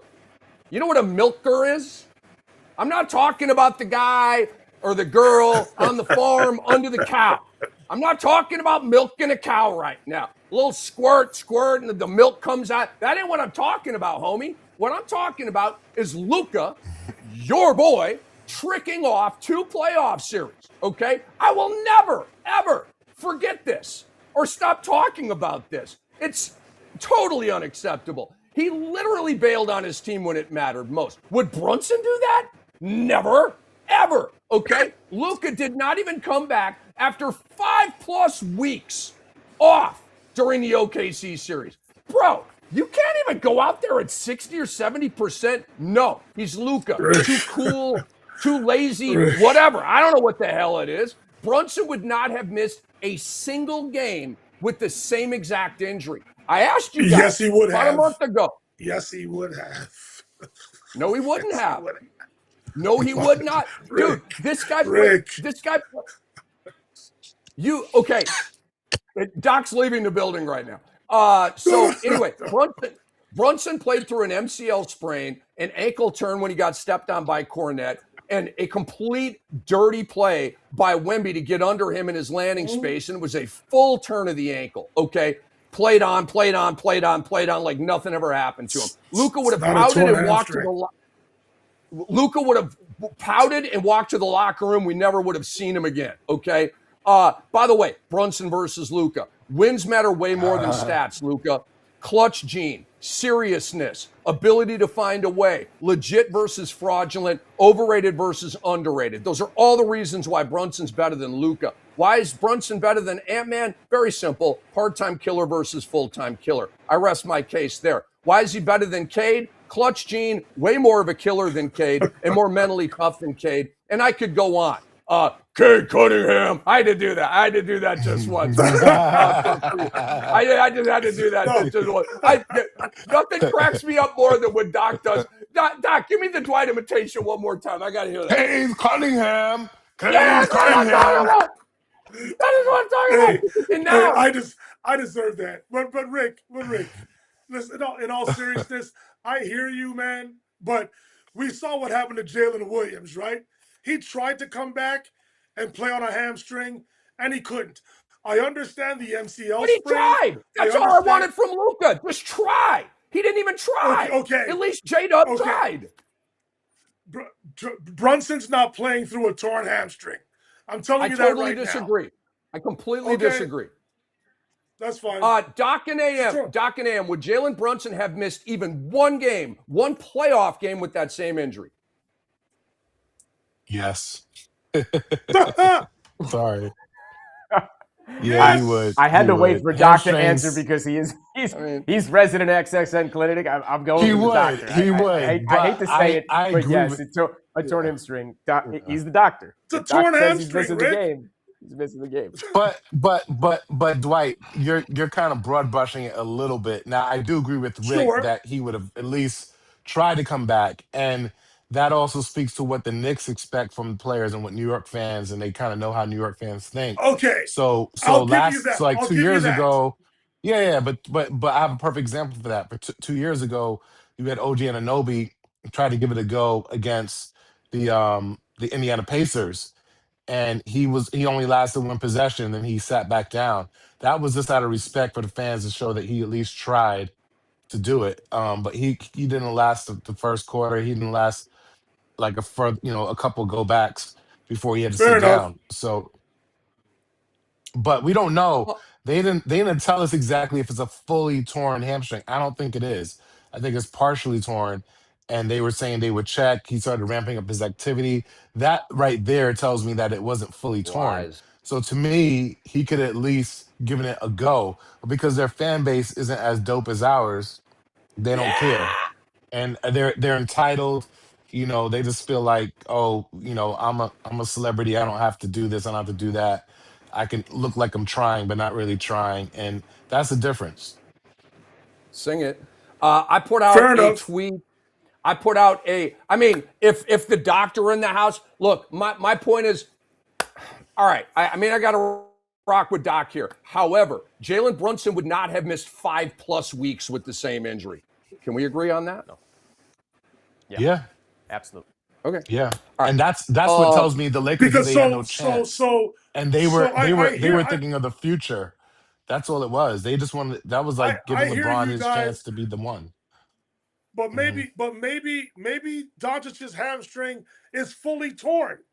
Nothing ever got out. It's not Dwight because he started We don't progressing to know. doing on-court activity. No, they did say that, and then he just never came What back okay, because they hold started on. losing. What on court activity was Luka doing? Tell They me. said some stuff. Look up Shams. You don't even have to put the verses. You can take that off. Just look up Shams. It's just a quick Google search. There were things that they said that he was advancing into, He was taking on court jumpers. activity. Yeah, whatever. He was That's taking what it is. Like jumpers. if you have a full hamstring tear, you're gonna get surgery. You're gonna have other things done, and they're just gonna say Good you're point. out. Like they were just milking Yeah, it they would just to say he's Rick's. out, and it's no longer a story, right? At that point. Yeah. Exactly. So Exactly. so so so Jalen Williams is not a perfect example. No, I mean No, he's that's he's partially he's torn. what You can't play with a fully he torn. Look, I love J Dub for playing in game 6. And Dwight, I know you said he should not be playing in this game, and that's cool. We can have different opinions here. I was all about him playing in game 6. Okay, then he, disrupted it, couldn't play in game 7. J Dub, giving you a hug right now, bro. That's it. That's it. What you did is it. Kevin Durant playing with like an Achilles hanging by a thread in the finals because he wanted a third ring. That's it. Okay. That's what this is about, man. It's not about, yeah, I'll just see you next year. We're playing we're playing OKC. We have no chance of beating them. Bullcrap. Why couldn't you? With Luka, they would have had a shot. Would they have beaten them? I don't think so, but you would have had a shot. All right, let's move on. Let's keep it moving here, fellas. I actually, Dr. X is going first on all these. And I like this. I like this topic a lot. It's a feel good. It's an awe. Which Knick are you happiest for? And it could be a coach. It could be Dolan. Rose, Brown. It could be the players. Just anybody with the Knicks. If you say Chalamet, a lot of people are going to get mad at you. By the way, I want to say this super quick. I saw a Barstool thing, and they were like, Chalamet, blah, blah, blah, blah, blah. Look, if you're hating on Chalamet right now, you are a hater DB. That's what you are. If you're hating on Chalamet right now, this guy is arguably the top male actor in the world, rich as cuss word, and he's got a billionaire girlfriend who is very easy on the eyes. This guy's got everything he wants. Oh, but he Mhm. wants pub and look at me. That's not what it's about. It's not what it's about. All right, back to Doc, Knick, you're happiest for. I'll give you a complete response. There's 6 Knicks that I'm happiest for. It's clear there's bar none, none intended. That's NUN, however you spell it in terms of San Antonio Spurs with the nuns. But I would say it's got to be Jalen Brunson. It's not even close. It's not even close. And it's all the things we said before. Number one, second round draft pick. People doubting him, even in the New York media, even people that are rooting for the Knicks doubting him. I thought he would always be at least a start of something great, and that might attract people to come to us. I didn't expect him to be 1A. I expected him to be like a really good point guard because I saw what he did in those playoff series against the Jazz, and I was happy to have that level of talent, and I know he's a winner. So I was happy when he came. I just thought we needed like a Donovan Mitchell by his side or somebody else. Um, but going back to that, the next person I'm happiest for is Karl Anthony Towns. #1 draft pick. People are always trying to like say he's soft and this and that. I remember DeMarcus Cousins is on record saying you can't win with a guy like that. I just hate when people count people out, just summarily dismiss them like they don't count. And I just feel like, that's another, you know, someone that was an underdog as well in this scenario.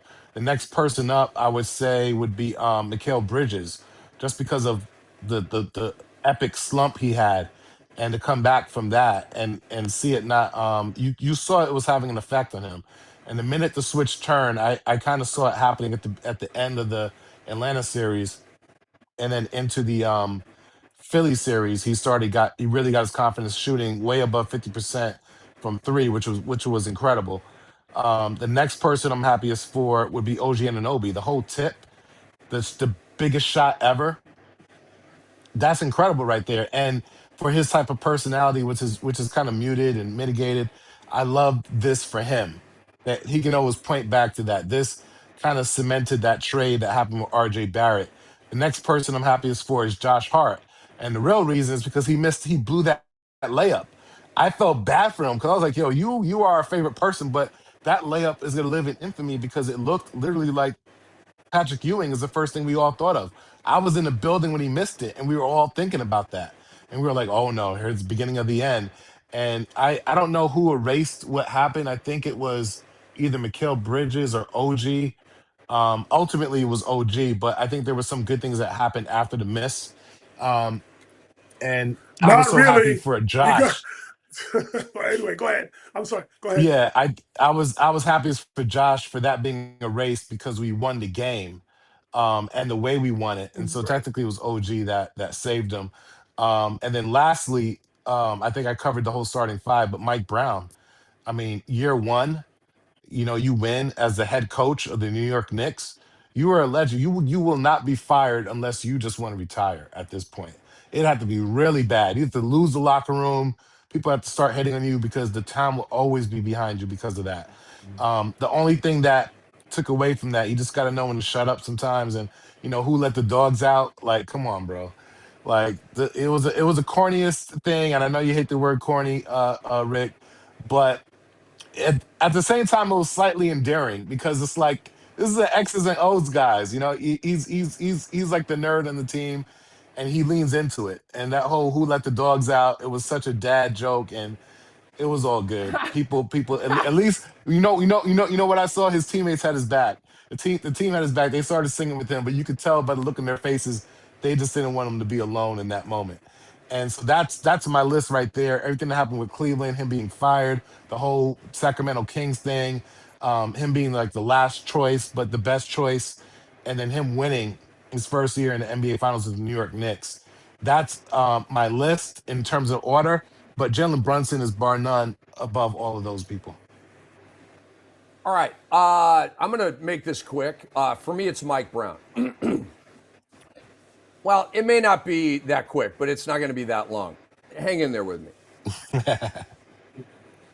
I was wrong, and I'm sorry. Remember Tibbs Brown? Remember all that? I was wrong, and I'm sorry. Mike Brown, Too nice of a you're the guy. man. Mike Brown is, well, again, he's a super nice guy. And I just want to get what I said correct. I said he's too nice of a guy for this group, right? It's a hard-ass, hardcore team. And I thought he was too nice of a guy for this team. I was wrong, right? And it's not like this team didn't take to Tibbs, right? They totally did. That was also a good marriage. And I think Tibbs eventually could have gotten this team to a championship, but I mean, who cares? We'll never know. Mike Brown did. Give him all the flowers. So Mike Brown, you the man. Coach Tibbs. Hey. Okay, we move on. Very few coaches in NBA history have entered a season I said NBA. Really, in sports history, very few coaches in sports history have entered a season with higher expectations than Mike Brown. Basically, it was make the finals or get fired. Think about that, okay? So to win it all with the best playoff run ever in your first year is a huge middle finger to guys like me, okay? And everybody else who doubted him. And it's also a grand slam in the bottom of the ninth inning of the World Series, down 3 with 2 outs and 2 strikes on you. Blast. We just won the World Series, bro. Aaron Judge has never done that. Oh, he caught us straight. Mike Brown's resume, 2-time coach of the year, 7 finals appearances, 4 titles as an assistant, 1 as a head coach. He has 5 rings right now, guys. And I just want to say that I worked with Mike briefly at NBA TV. Okay. He is literally the nicest guy you will ever meet. Literally. Okay. His smile lights up every room that he's in. He's a laugher. He's a hugger. He's a storyteller. He's a very loving guy, right? I'm all about love and light. I try to project it and put it out. I'm drawn to people that put out the love and the light. And you can just tell, like, the people that are in darkness and, like, I want to help them. But, like, you know what I'm saying? Like, I'm attracted to love and light. And those are the most important things I think, you know, for us humans. Okay. He listens to what you have to say, like, with genuine interest, right? Not like, yeah, are you done talking yet? No, he, like, locks in with you, eye contact. He's a great freaking guy, man. Mike Brown gets it. Awesome person, championship coach, super. He's the guy I'm happiest for, okay? More than Brunson and Cade, and I'm happy for the whole gang, okay? Even my boy Chalamet. But I'm happiest for Mike Brown. I was wrong, and I'm sorry. A.M. Pfeffer, which Knick are you happiest for? Yeah, I'm biased on this question. It's OG, but this goes all the way back to the Indiana Hoosier days. This is a kid who was not a huge recruit. You know, he was not expected to become who he was. But you go back to a decade ago when he was on that Tom Crean squad, you know, for 3 years, and he just turned himself into this 3-and-D player. You know, he was the 23rd pick, I believe, in Toronto. I mean, he did turn himself into a first-round player. He just had the body and the size and the acumen ultimately to become that player. And you know something, and a lot of people forget this, he won a chip with Toronto, right? He was there in the Kawhi years in 2019, but was he that big of an intricate part of it? You know, and he had an injury history. He had all of this, and there was a lot of questions about OG. Is he durable enough to get through all of this? But he was so good in every series. I mean, he was the MVP of the Atlanta series. He was, I mean, like, just the tip alone is now, it's now going to be talked about as the greatest playoff play in NBA history, right? And I'm not saying it is or it isn't. I'm just saying it's going to be talked about. It's going to be in the pantheon. It's going to be debated in the top 5 forever because it really is that special. And he was that special in that game and the points that he put up. I don't know, soft spot for OG Anunoby. I mean, to Doc's point, and even Rick, your point, it's probably Brunson or Mike Brown. Those are easy answers, but for me, soft spot, it's OG Anunoby. Love that kid. I'm so happy for him. I really am. My heart sings for him. Yeah, I mean, there's no wrong answer to this question, right? This is a very personal, subjective, how you feel based question. Yeah, it's how you feel. Dwight Walton, how do you feel? Which Knick are you happiest for? Well, your thought right there might change when you hear my answer. It's very unpopular. The happiest Knick I'm for, James Dolan, the owner. He has been crapped on for years. Every decision he made, they hated him. There's been cries for him to sell the team, get lost. His back and forth with Charles Oakley. I think there's a lawsuit between the both of them. James Dolan owns the team. He fired Tom Thibodeau. Whether it was his decision, whether it was the player's decision, we'll never know. But James Dolan is the one that ultimately makes the decisions. He signs the checks. He has gone through hell. He has come back. And even, I'll admit this, you look great with that orange jacket on Saturday night. Mm-hmm. But there was an uncomfortability that I felt. There was something that didn't feel right when the commissioner gave him the trophy. He turned back to his players and there wasn't the enthusiastic response that I was expecting, because I think even they feel the uncomfortableness between James Dolan and the people that like or don't like him. At the end of the day, it's his franchise. He's been through all of the disappointments, and he made the choice to get rid of a coach that was very popular. And if you look at what Mike Brown did this season in replacing Tom Thibodeau, there really wasn't that much of a difference. If you look at the minutes played, if you look at the offense that was supposed to have more ball movement, body movement, all of that stuff, ultimately, it ended up looking quite similar for Mike Brown to what Tom Thibodeau did. The difference is the results ended in an NBA championship. So I know what Jalen Brunson did. I know what Josh Hart did. I know what Mikal Bridges did. I know what OG Anunoby did. I know what Karl Anthony Towns did. I know what Mitchell Robinson did. I know what Jose Alvarado did. I know what Miles Deuce McBride did. I know what Jordan Clarkson did. I know what Ariel Hokporty did.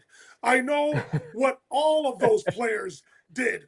All of the players that contributed to this championship, the coaches, the staff, the physical therapy staffs, the sports psychology, on all of that stuff. I know what they did. But the Knick I'm happiest for is the owner, because he's been crapped on from day one.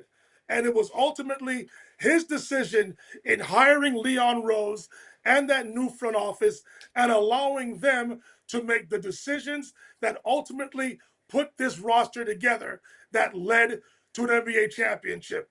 James Dolan, whether you're liked or not, I'm giving you all of your flowers. It's your team, you own it, and now you're about to make even more money because your New York Knicks franchise are NBA champions.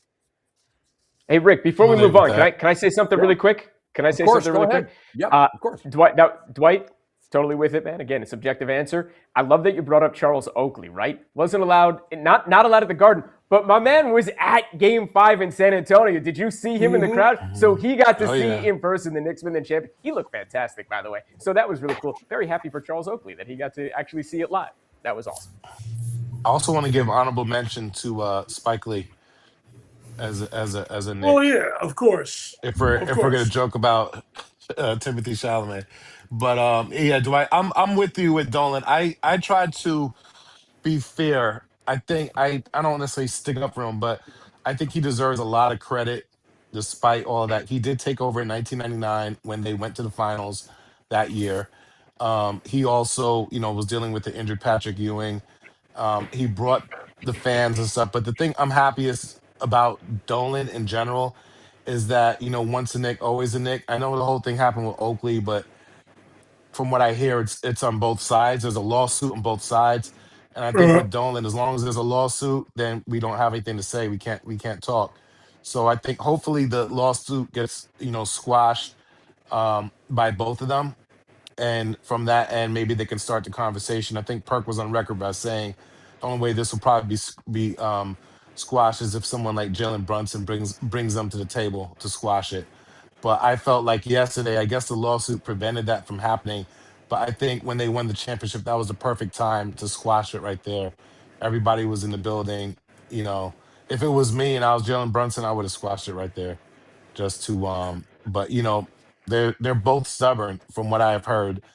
oh And yeah. but I think Dolan does deserve a lot of credit for how he embraces the players, the former players, and just shows them love and has them a part of the organization as a result. Patrick Ewing will get a ring. Allen Houston will get a ring. I think John Starks is also associated. I'm not sure to what degree, but I know he was doing some radio at some point.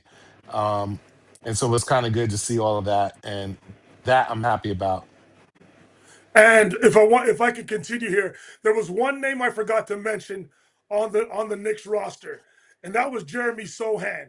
And he was ultimately the biggest winner here. He was getting a ring regardless if Yep. the Spurs Yep. won or if the Knicks won. He was getting a ring. Also, going back to James Dolan here. James Dolan, I found this out because I watch MSG and I listen to Tyler Murray and Monica McNutt and all of the Knicks brass. James Dolan, you think not the alumni players and their families get there by accident? It's James Dolan who's footing Yeah. that bill. James Yep. Dolan needs to be given a ton of credit. He gives the Knicks the Mm-hmm. best facilities, the best life on and off the court. He is player centric. It's better to listen. So, like, as Billy Crystal used to say, it's better to look good than to feel good. As long as the players feel good, they are going to perform well. James Dolan, whether you like him or not, he knew what was going to pay the bills for him. I know he has other interests financially, but the Knicks are his baby. And he understood the assignment by making sure that the players and that Knicks, that's all around the players and the support staff, they needed to be taken care of because they were going to put the best product on the floor. And again, ultimately, it led to an NBA championship. Flowers and a raised glass to you, owner of the Knicks, James Dolan. His decision to hire Leon Rose ended the era of dysfunction. I don't even have to go into it. They were absolutely officially the most dysfunctional team in the NBA. It lived for at least 10 years. It felt like a generation. I mean, it felt like 20 years, like so dysfunctional. The Phil Jackson hire, what a swing and a miss. He was terrible as a shot caller.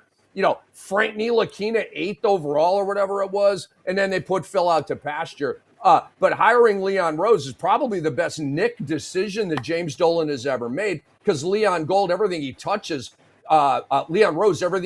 turns to gold. Now, we're bringing in Roll by West. Roll by West. Yeah, go ahead. and World Wide Wild West West too too. Yeah. is big time. I mean, one of the most connected guys in hoops and in all of sports. Let's bring on right now the legendary Mitch Lawrence, our boy, and Mitch is the perfect guest to have today. Obviously, 21 years NBA columnist at the New York Daily News. Few people know Knick history, Doc. Few people know the trauma, the PTSD, the era of dysfunction, the Ewing era. You know, few people know this. I mean, he's a certified NBA historian. Do we have Mitch? I thought we had Mitch. Kind of.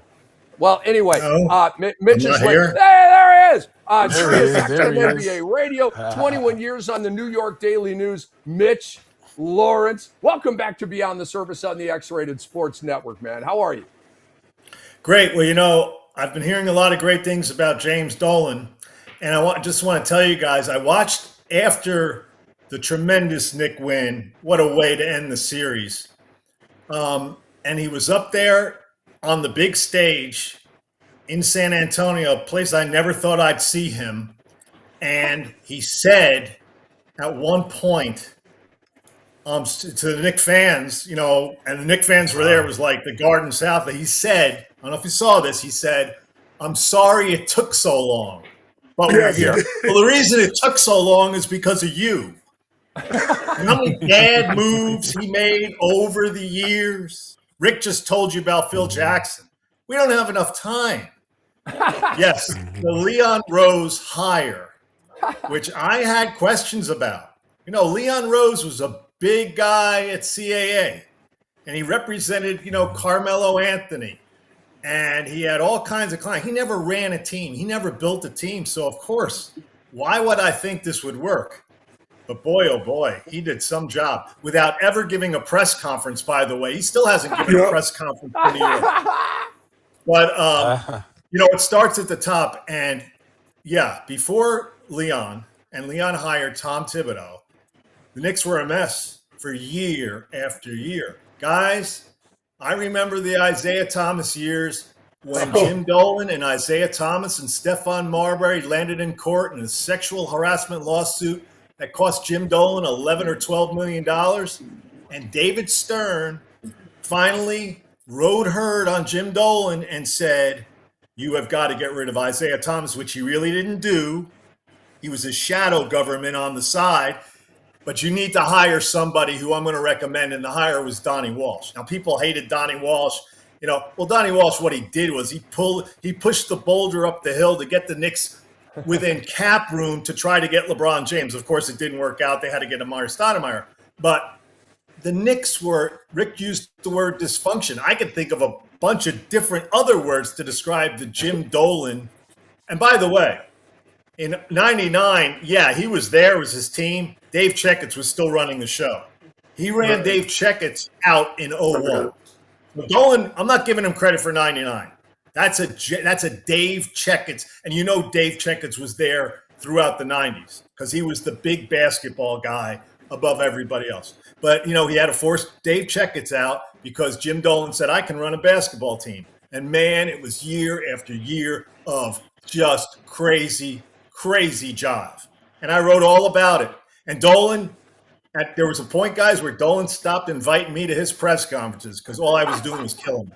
But he deserved every gallon of bad ink I could spill on him. He was that bad. He was one of the worst owners in the NBA. Today, everybody loves him in New York because he hired Leon. Leon made all kinds of terrific moves. We've talked about that.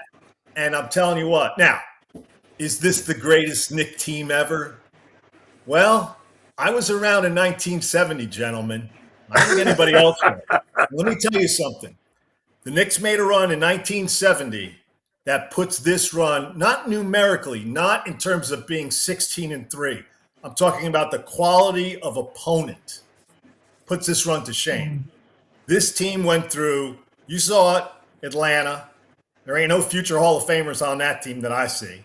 They went through a dysfunctional mess with Joel Embiid. And all right, he's a former MVP. We'll count that in Philadelphia, but they were awful. Cleveland was an abomination. Okay? So, and they didn't play a 1 or a 2 seed. Not that the 1 or 2 seeds could have beaten the Knicks, but that's who they played to get to the finals. Check out who the 70 Knicks played. In the first round, they played Wes Unseld and Earl Monroe. You ever hear those names, gentlemen? And by the way, that Bullets team went to the finals the year after.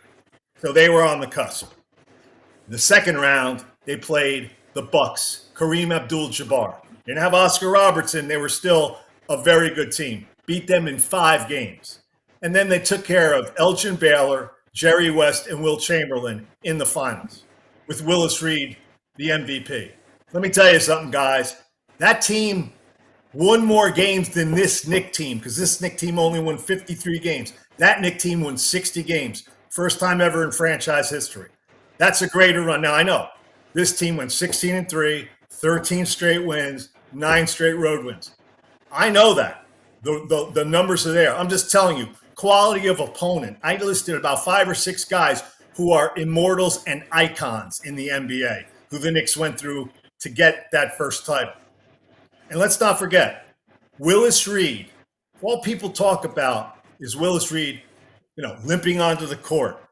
Have you checked his stats from the first 3 series? When he outbattled Wes Unseld, and he outbattled Kareem, and he outbattled until he got hurt Wilt.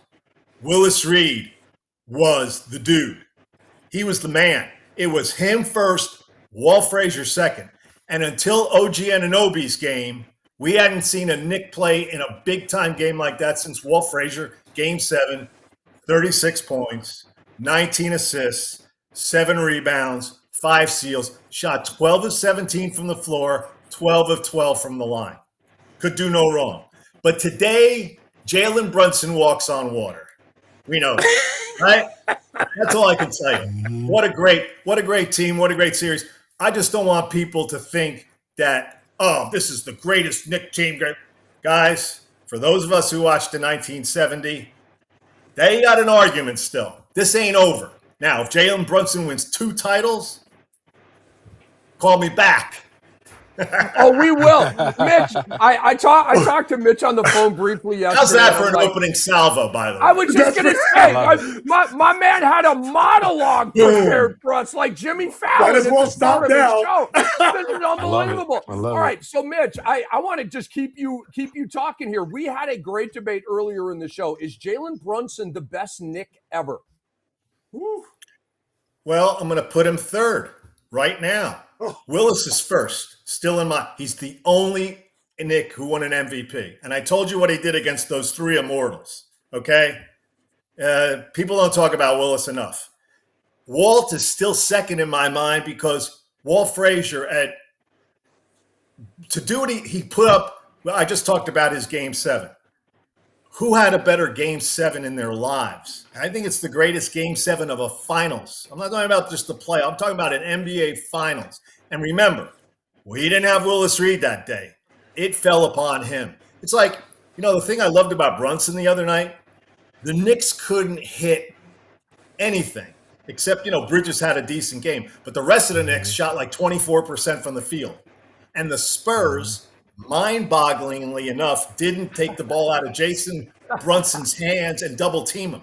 So he pulled like a Michael Jordan down the stretch, scoring 15 points in the fourth because they single covered him. But he definitely elevated himself above Ewing. So I've got him slotted third. And by the way, Willis Reed and Walt Frazier made the top 50 teams. They made the top. They're never coming off those type of teams. Remember, they had a top 25 team and then a top 50 team. There are guys who made the top 25 team who didn't make the cut for the top 50 team. And there are guys who made the top 50. I don't know if they made the top 75. I think they might have weeded out a couple of. Willis Reed and Walt Frazier should not ever be removed. As a matter of fact, I've heard people talk about Jalen Brunson getting a statue. Okay, where's Reed and Frazier? Right. Why don't they get a statue? Agreed. They deserve a statue first. And With the that. thing I love about Brunson, he comports himself like Willis.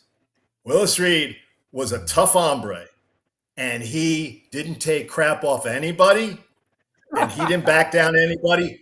But he was a mod. He was as even keeled and as you see how Brunson is all business. That's what I remember about Willis Reed. So I would still rank him Brunson third, but I'm sorry, Big Patrick now has to be demoted on the Knick Mount Rushmore. It's got to be still Reed, Frazier, now Brunson, because Brunson, what he did in the finals was. Now, we haven't gotten to this yet, but the Spurs did give him a lot of help. I mean, Mitch Johnson, good Lord. Wow. I mean, you talk about being in over his head. This guy, I can't believe the mistakes he made, but I can because he's never coached at this level. He's not a dumb guy. He went to Stanford. He obviously, Pop and R.C. Buford, Greg Popovich's R.C. Buford run the Spurs. They know what they're doing. They're not going to elevate him to take over the number one seed unless he knows what he's doing. But he had a really bad finals, guys. To me, the two biggest moments are when Wembanyama has the ball at the end of game 2, right? And he throws the ill-fated pass off of the back of Cass.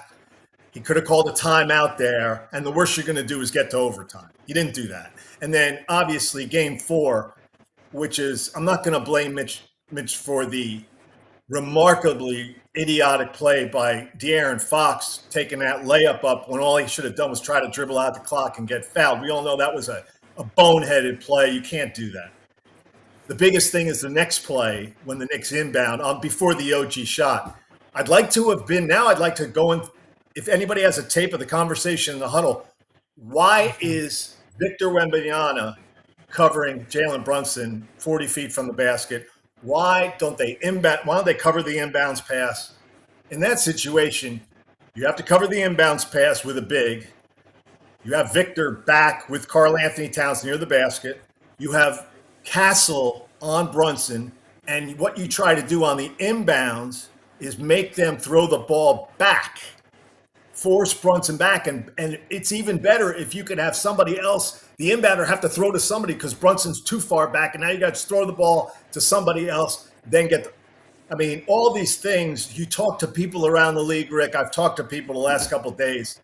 They can't believe how bad the Spurs handled that last play. And by the way, guys, I was in Miami the night of the Ray Allen shot. Tim Duncan was sitting next to Greg Popovich. He wasn't in the game to get the biggest defensive rebound of the night.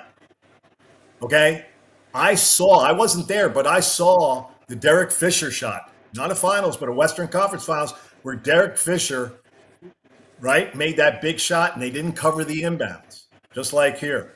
By the way, Gary Payton threw the ball to Derek Fisher, and I asked Payton about it later. He goes, I said, Derek, how about that? I said, Gary, how about that pass to Derek Fisher? He goes, Mitch, he ain't covered me. Easiest assist I had in my life.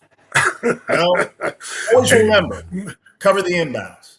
Rick Pitino still is losing sleep that he didn't cover the inbounds when Grant Hill threw the ball to Leighton. That's basketball 101, gentlemen.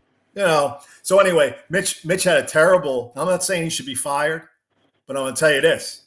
With Sean Sweeney, his number one assistant, now taking over Orlando, the Spurs have to bring in a veteran head coach to help Mitch Johnson out. Move number one. Move number two. You saw, besides the Knicks having a closer in Brunson, the Spurs were an offensive, just a mess in the half court, especially in the pressurized moments of these fourth quarters. So what they got to do is they got to get somebody who can teach Victor Wembanyama one move in the post, which either gets him a basket or gets him to the foul line or forces a double so he can throw to an open man. That's the second move they have to do. They have to get him with one move so that their half-court offense in clutch time, in crunch time, has the ability to score. Because right now you saw how it was. It was, oh my God, every man for himself, hero ball.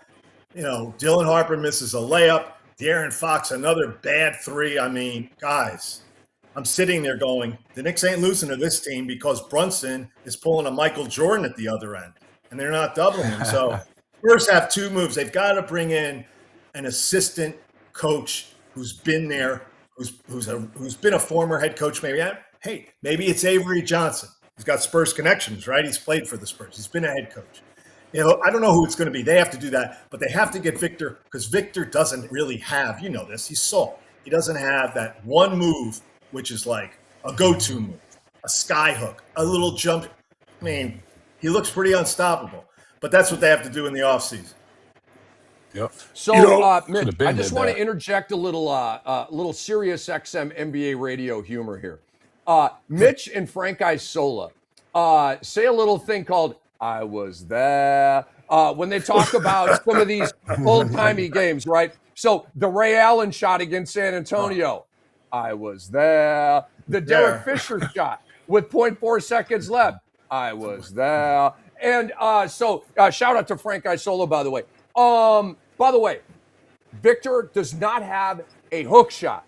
How do you not have a hook shot? I have a hook shot. I'm 56 and I suck, and I have a hook shot. How does Wemby not even have a hook shot? It's unbelievable. Here's the thing. And I was talking to Frank about this today, and he says hello to you. I was on for an hour because Scal had a little surgery, Brian Scalabrine, so they have to have me on so he can elevate his leg for an hour. Anyway, what I told Frank, we were talking about, you got to get Victor a low post move. And then I was like, but in today's game where 7-footers shoot 3-pointers, who can teach a low post move to this guy? Is there a coach who can? That's the whole thing. They're teaching guys how to shoot. Tim Duncan, David Robinson. Yeah, they're there. Not Clifford because he was a defensive. He was a defensive dude. Clifford, right? You have to get exactly. They have people there. Not David Robinson much. Tim Duncan, and I'll tell you a story about Tim Duncan.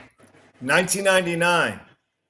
When he won a title, does anybody here, do you know Rick Kamla, a gentleman by the name of Pete Newell? Of course. I've met Pete Newell. Big man. Pete Newell, guys, was a great coach at Cal for years, Olympic coach. Yeah.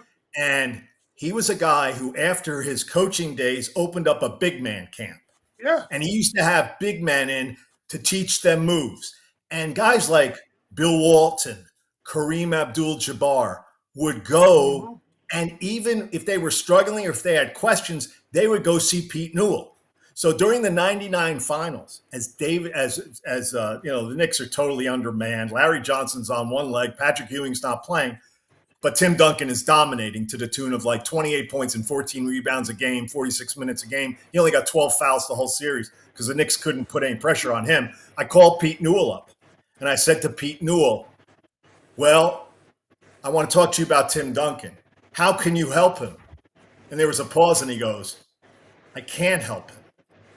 Now, Tim Duncan's been in the league like 2 years. I go, you can't help Tim Duncan? He goes, everything he does perfectly. His footwork is perfect. His hands are perfect. He goes, this guy, he's the only big man I have seen who I have to admit, I really can't help the guy. He can do it all. Now, this is in his like second year. So then I said to him, well, that probably means you think that, you know, he's the real deal. And he goes, I think he could be the next Michael Jordan. The next Michael Jordan, really? He goes, let me tell you, he's got the deportment, the way he carries himself. He's all about winning. He's no nonsense.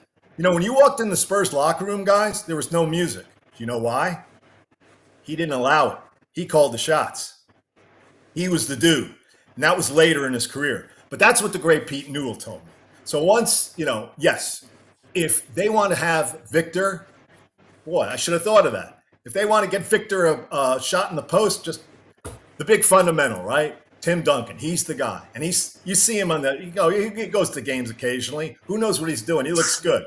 But I mean, yeah, I mean, that's what Victor needs to do, Rick. You're right. He doesn't have anything right now.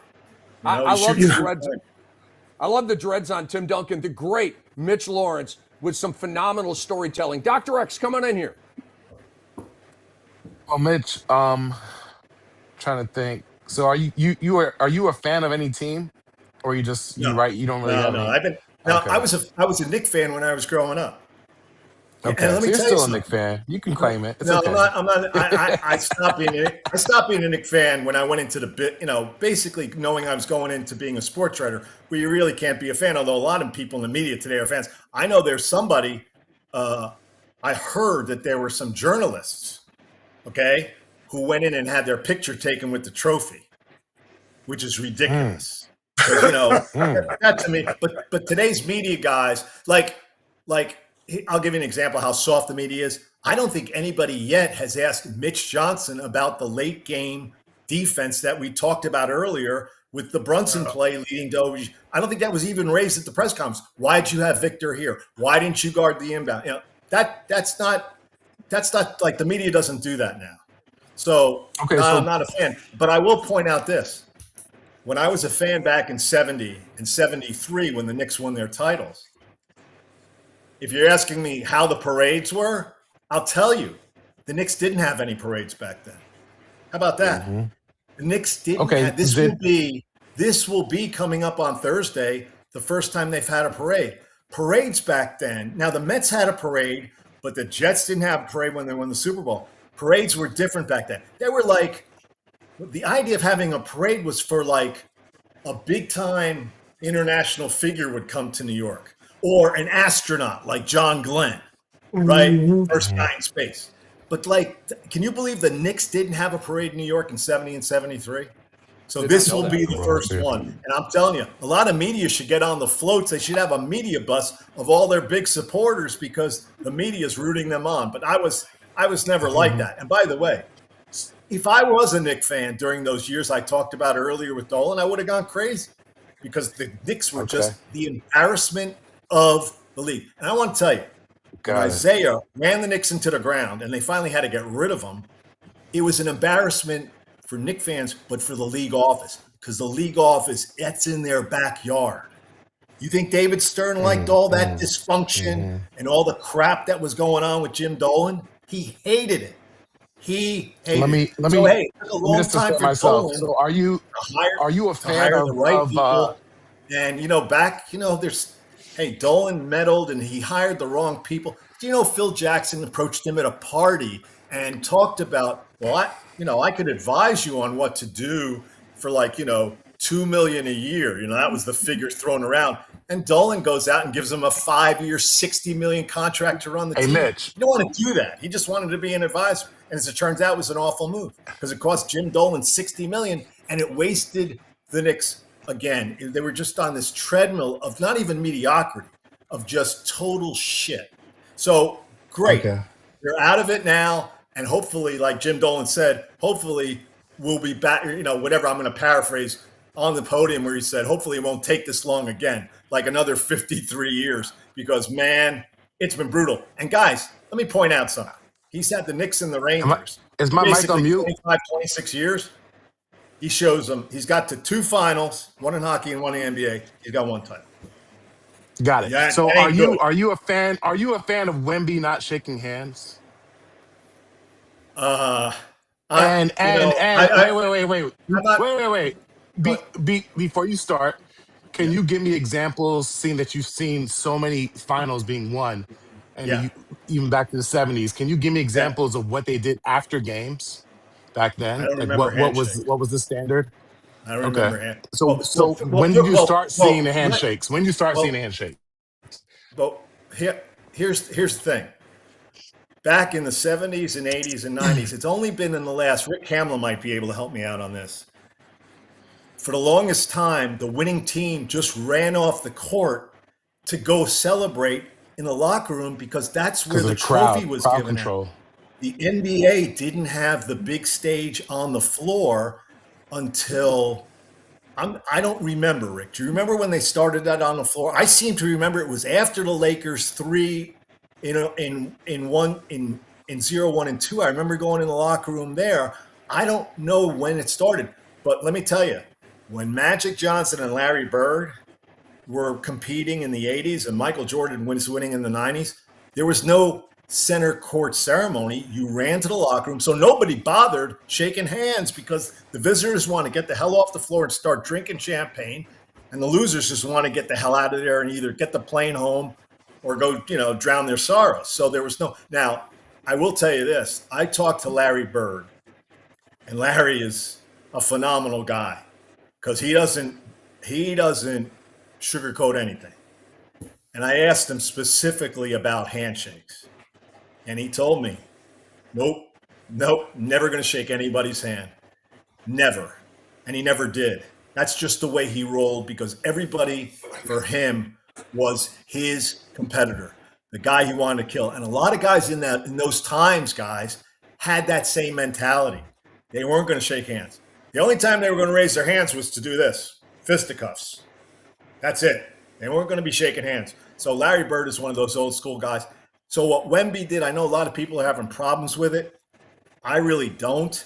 I mean, should he have done it? Probably. I know David Stern, I remember him talking about he wanted people to shake hands. And in this age now, where guys are friendly, it's AAU stuff, it's a whole different thing. Like LeBron calls it a brotherhood. That's different. That's more conducive for the handshakes versus what I saw in the 80s and 90s where guys just want to kill each other. They didn't want to be friends. They didn't want to join forces. Michael never wanted to join forces. They all wanted to kick each other's ass. That's what they wanted to do. And there was no handshakes. All right, we're going to debate that in a minute if we're mad at Wemby or not for not doing a handshake. Well, we're going to debate that in just a second. All right, 2 more questions for Mitch Lawrence, and then we'll let Mitch get on with his day. Dwight Walton, you first, and then AM. Hey, Mitch, I want to get back to your Mitch Johnson, and I'm glad you brought up Greg Popovich because as that game 4 was happening, all I heard during the game and the next day, ultimately after the Knicks lost, was that the great Greg Popovich wouldn't have allowed that to happen. Now, I understand that game 4 was a total second half collapse, but it was, to your point, Greg Popovich that subbed out Tim Duncan on ultimately was one of the more clutch shots that Ray Allen has made in NBA Finals history. So Right. I want people to understand that for as great as Greg Popovich was throughout his career, he also has made some moves in the past Yes. that aren't friendly towards him. So don't say that. This goes back to the old school heads who think everybody, every coach, and every player was perfect back in the old days. So I'm glad you brought that up. And to your point about Victor Wembanyama, I'm also on record saying I would love to see him play more out of the mid to low post and to get a jump hook over either shoulder and to ultimately get the most unstoppable shot in basketball history in the sky hook. However, do we think, and we saw the physical maturation of Giannis Antetokounmpo, do we think Victor Wembanyama will have that same sort of impact on his body, which will allow him down in the gut of ball games to be strong enough to hold position to make those moves. That's my question. And I think that's why Victor doesn't have that go-to move. I think he wants to try and hold position, but he simply isn't at this point of his career strong enough to do that. So I think right now what's more conducive for Victor is to have a shot in the Dirk Nowitzki spot at the free throw line and at the nail and or the elbow, to where he can catch the ball, reverse pivot, survey the defense, maybe give a Carmelo jab step or two, and finish over the top with a jumper. I think that's where he's going to be most effective right now. I think the physical strength will come more later on, just not now. Yeah. I think you're right. I think you raised very good points. On the show today, we had the chance to interview Jerry Stackhouse, and hopefully one day Jerry will get a job. He's a great guy, and he's been doing a lot of good work as an assistant coach. And he talked about the physical maturation of a guy like Victor. He said naturally it's going to come over time. He's got to do things to aid himself in terms of that. But I'm glad you brought that up, because right now, well, a couple of things. Besides the physical maturation, it is time for Victor Wembanyama to start playing more than 29 minutes a game in the regular season. That in the regular season, because a lot of people think, why would you want him to play more minutes? Because that helps build your body up. That makes it better for you. You get more equity in terms of now you can play extended minutes in the playoffs. You look at his minutes until the Oklahoma City series and this series, he was still playing 28, 29 minutes a game. And it's a fallacy for people to think, well, you can play more minutes because your body's, you can expend more because you haven't done it in the regular season. Look at the Knick minutes that Brunson played and other guys played without getting injured. They played a lot of time in the regular season, and that makes their bodies ready for the pounding and the extra stress and everything, the extra minutes. You build your body up. You can do more in the playoffs. So we got to see Victor start playing, to me, 34, 35 minutes, extra 5-6 minutes in the regular season. And that'll translate better. And then in the playoffs, when he's called upon to play 36, 38 minutes, it won't be such a quantum leap. His body will be able to handle it. But let's go back to one thing. We're talking about a guy who's 22 years old who went through his first playoff run. A lot of guys who go through their first playoff run have bad experiences. LeBron wasn't a bad experience, but it was in terms of losing, but it was an experience that, he just had to go through. The only player, or one of the only players we're talking about that in the league, in the history of the league, was Magic Johnson at the age of 20, who came in. People talk about his great Game 6 against Philadelphia when Kareem was hurt, took over, played center, dominated, blah, blah, blah. Guys, in the first playoff series before that, his first playoff series ever, he averaged a triple-double.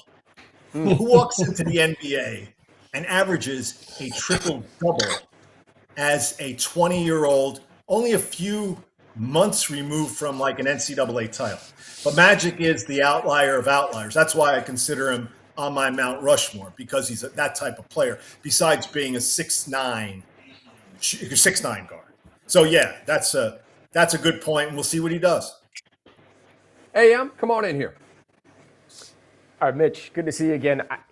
I want to be wrong about this, and you're the guy to prove me wrong. This is important because I listened to everything you said about Willis Reed and Clyde Frazier, and I'm still on Jalen Brunson. I'm still to me, he's the greatest Knick of all time, and I've laid out the reasons why. Now, a big part of this, and I like what you said about who the Knicks had to go through in 70 and 73, and I get all of that, but who they didn't have to go through is really what gets me. I am a huge proponent of this idea, like, these were two very separate leagues in the NBA and the ABA back then.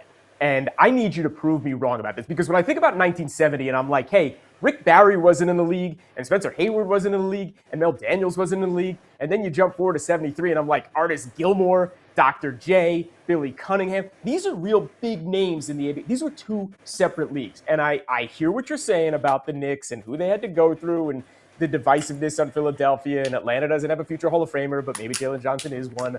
And all of that about the Cavs, who they turned to mush, and the Cavs still had plenty of firepower on that team. And they still beat the Spurs after down the way they were, in all in the 4 games that they won, and Jalen Brunson was otherworldly, way more otherworldly than the alien Victor Wembanyama. I need to be wrong about this. Going back to Willis Reed and Clyde Frazier, and they didn't have to play the guys who were in the ABA. Why can't Jalen Brunson still be number 1 now?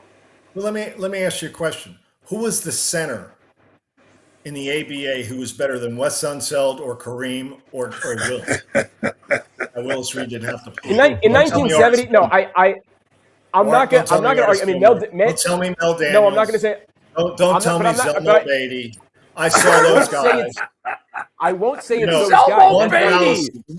The one thing about the ABA, it's not that they're better. It's that they weren't part of the fabric of the entire season. Let me tell you something about the ABA, because I watched the ABA. Okay. Yeah. The ABA was very top heavy. Okay. They had legitimate, Dr. J and Rick Barry, who was in the NBA, obviously, and other guys. But there were not many below them.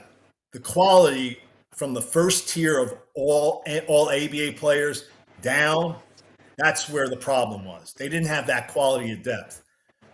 I think you raise an interesting question, but it's a tough argument for you when you talk about the big men specifically, because at that time, the best big men were really, let me tell you, if Will Chamberlain had played in the ABA, he might have scored 200 points in the game.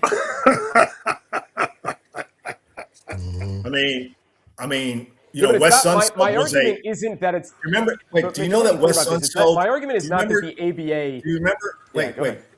Do you know that Wes Unseld was the Rookie of the Year and the MVP in the same year? MVP, yes, yeah. What? I don't know if you know about. Wes Unseld, he was a 6'8", basically center. Kareem, a young Kareem, Wilt. I looked at the stats today. What Willis did against all those guys in those series, and Willis Reed was not dominant. He was outplaying them. And those guys are. You know who Kareem is, and you know who Wilt is, and I've just told you a little bit about Wes Unseld. To me, that's not the argument for Jalen Brunson. Your argument for Jalen Brunson should be he took a team that may not have another Hall of Famer, and he willed a team to one of the great finals and playoff runs in history, and broke a streak, a drought that a lot of people thought would never be broken. I think it starts there, because if you break apart the Knicks team, Mikal Bridges and Josh Hart will make the Villanova Hall of Fame. Big deal. Who's the is Karl Anthony Towns a Hall of Famer? He may be. I don't know. It's borderline. All right, he could be. But that's your argument. And he did it against a very good, a 60-win team, a number 2 seed. He didn't play, he played to get to the finals. They played, it was a 6 seed and then a 7 seed and then a 4 seed. Okay. That's not great comp. That's something that Knick fans are dismissing right now out of hand, when I'm telling you the 70 team had to roll through those other teams that were better. Just what that, but this is your other argument. You could say Jalen Brunson did it in a better era. Now, it's hard to debate, but it is a different era. Today it's a different era because of the 3-point shot and the quality of the player. There are a lot more quality players in today's NBA than in 1970. I'm going to give you that, because there's 450 versus whatever there were back then. And guys like OG Anunoby back in the day would have been studs. He's a stud now, So, you have an argument there, but I think what Jalen Brunson did in the way the New York Knicks are and have been under Jim Dolan, it's a remarkable accomplishment. Giving up $100 million to make sure the Knicks had more There. flexibility.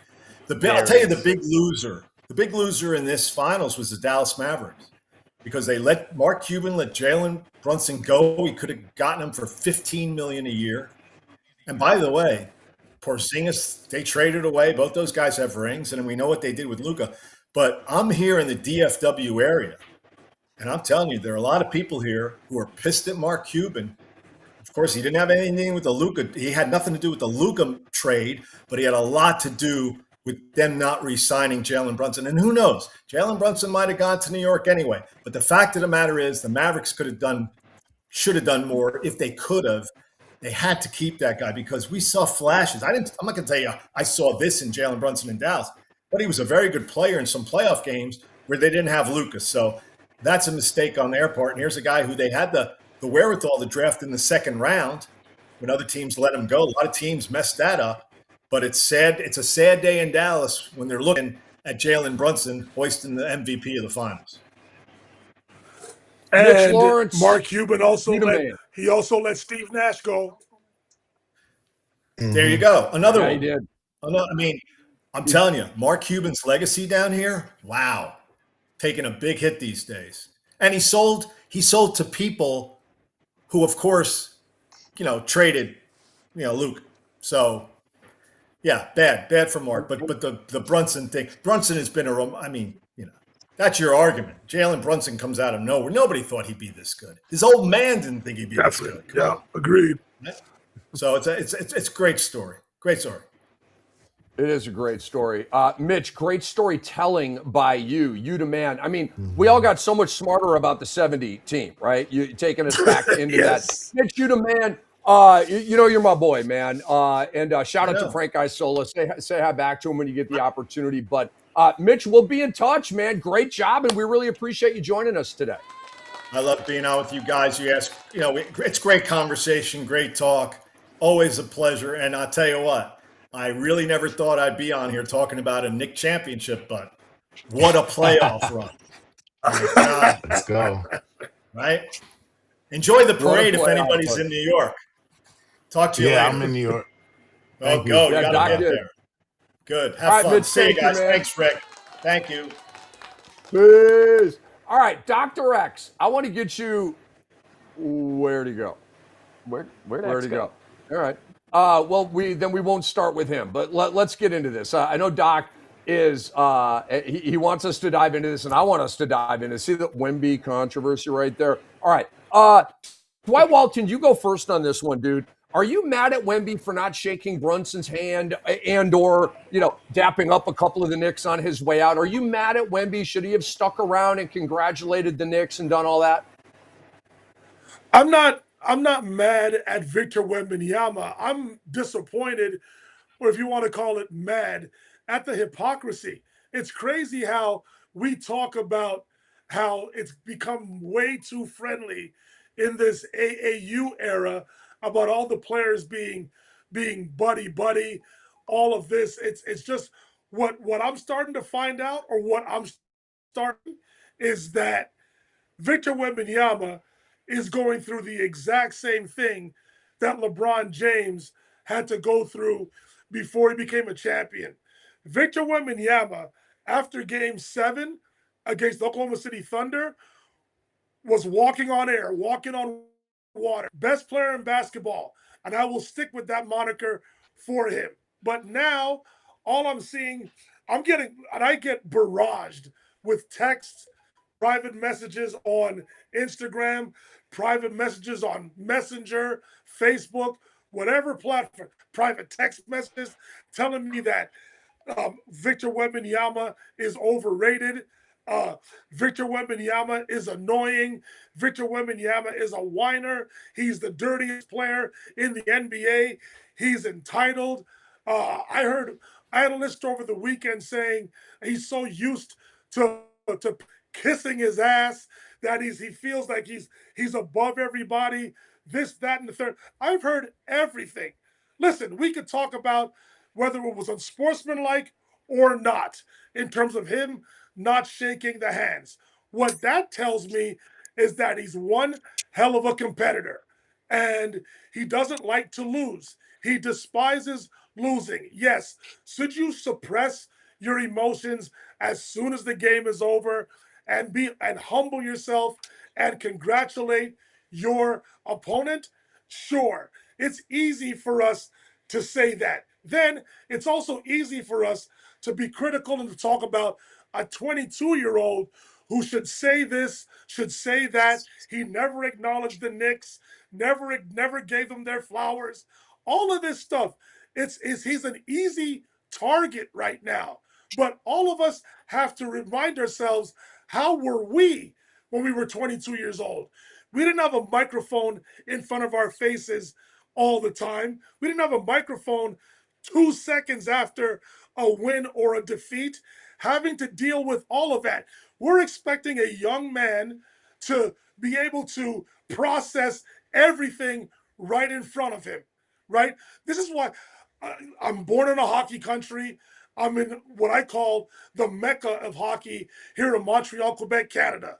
Every time I watch the NHL playoffs, which in my opinion are the most grueling 3 months in professional sports, these guys are knocking the crap out of each other in every playoff series. And then when the series is done, both teams line up, including the coaches, and they shake hands. In some cases, they hug. In some cases, it's two players that fought throughout the series, right? So I understand that the culture in hockey is different. The handshake is a major part of what hockey is in this country and around the world. I get that. But we have to understand this is a young man who wants to win, expects to win, hates to lose, hates the fact that his team just lost. He just wanted to get out of there. I'm not going to kill him, especially because of the hypocrisy. We've got people who are upset with LeBron and others in this AAU era about dapping up guys, giving them the bro hug. You're supposed to hate this guy, hate that guy. We were loving the Holmgren Wembanyama rivalry because of the hatred. Now that he didn't shake somebody's hand, they're pissed off at him. I'm upset with the hypocrisy more than I'm upset with Wembanyama and some of the Spurs not shaking their hands. Dr. X, it is your turn. Are you mad at Wemby for not shaking hands? He's played enough and enough competitions where he should know that that's the right thing to do. I guess that's not the way he was raised. Fine. But I mean, ultimately, don't give me that 22-year-old stuff.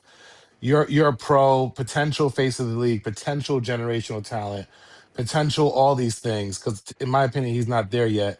And so yeah, let's lean into youth. He's too young to be the generational talent. He's too young to be the face of the league.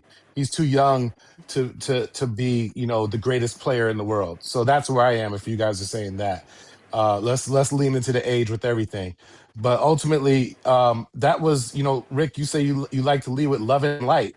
That is love and light. That is showing the love. Where as Dwight, you know, used a perfect example of hockey, how they're fighting out there for 3 months and actual real fist fights, and those players line up and they shake hands and they hug. And that's the perfect thing for competition, because these guys ultimately are, and you know, I'll quote LeBron James, it is a brotherhood. They are a part of fraternity. We're not saying you have to be best friends, but there's a level of respect you should have for people in general, and just people and someone you're playing against and your opponent. So you missed me with all of that. With you know, I hate people. This is the most popular thing now. Two things can be true. So you guys like to bring up the Chet thing. Yes, we are happy that Chet and him do have some bad blood. There's some history there, but it still would be nice to still respect your opponent and not just, you know, dismiss them like they don't matter. And he already did that with the cup game where Brunson still had to pat him on the chest, and then he walked away. So that's my answer. I think my battery's about to die. But guys, thank you so much. And yeah, I'm not cool with Wemby not shaking hands. Do you want to try to get your rant in before you got to bounce out, Doc? Or Well, that's pretty much it. But I will attempt to rant. But I think it's about to shut off. But ultimately, yeah, Jalen Brunson is the best player in the world, generational talent. He's a Finals MVP. He's the best guard in the NBA and in the world. And the only way I'll take that flag out of that hill is if someone goes and actually, kicks him off the king of the hill. And they have a whole year to do it. But in my opinion, they're the defending champs until proven otherwise. And miss me with all of that stuff because ultimately winning matters. How you win matters. Doc, congrats again, man. Love you, dude. Awesome show. And just keep riding the wave. The parade is Thursday. We have another show on Thursday at 2. I presume the parade will be in the morning. The parade might even be done by the time we hit the air. Are you going to the parade, Doc? I'm trying to go. We do value seeing it televised because you get all the little things that you miss actually being at the Right. parade because you're only in a snapshot of the parade and you don't get all the little things that happen on every little corner. So I'm actually valuing ring night over the parade at this point and not dealing with all that traffic and barely getting to see and just the way the fake Nick fans have been acting out there. I don't think I have the patience for it. So it's going to be a mixture of fake Nick fans and people trying to capitalize. And I just don't trust big crowds. And there's so many Nick fan haters nowadays that I just don't know what could happen. So I personally would rather enjoy the parade in the comfort of my own home and then buy a ticket, a very expensive ticket to ring night. I think I'd enjoy that a lot more. And I want them to play either the Detroit Pistons, Indiana Pacers, or bring back Victor Wembanyama and his sore loser self. Those got to be your final words. That cut, like those got to be your final words on the Mic drop. championship edition. Exactly. Of Beyond the Congrats, Service. Doc. Doc, Huge Doc, we love you, congratulations. man. Enjoy, my Thank friend. you. I appreciate it, guys. Congrats, Thank you. cuz. The great Dr. X, man. He's one of a kind, dude. He's one of a kind. A.M. Pfeffer, are you mad at Wemby for not shaking hands? All right. I've thought a lot about this. I've listened to everybody else talk about it. I like what Mitch had to say. I like what Doc had to say. I like Dwight. I like what you had to say. I've thought about this because really, Dwight, you brought up the biggest point about the hypocrisy, right? Like we're handing out ninth place ribbon to people, to teams, and like that's over the kill.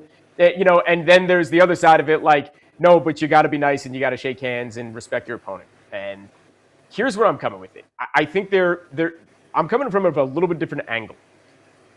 The focus at that point is on the winning team and the winning team only, okay? So that should be the time for them to immediately celebrate, hug, get it out, jump for joy. That's what it's all about. The opponent has to walk away with their heads in shame. And I like that.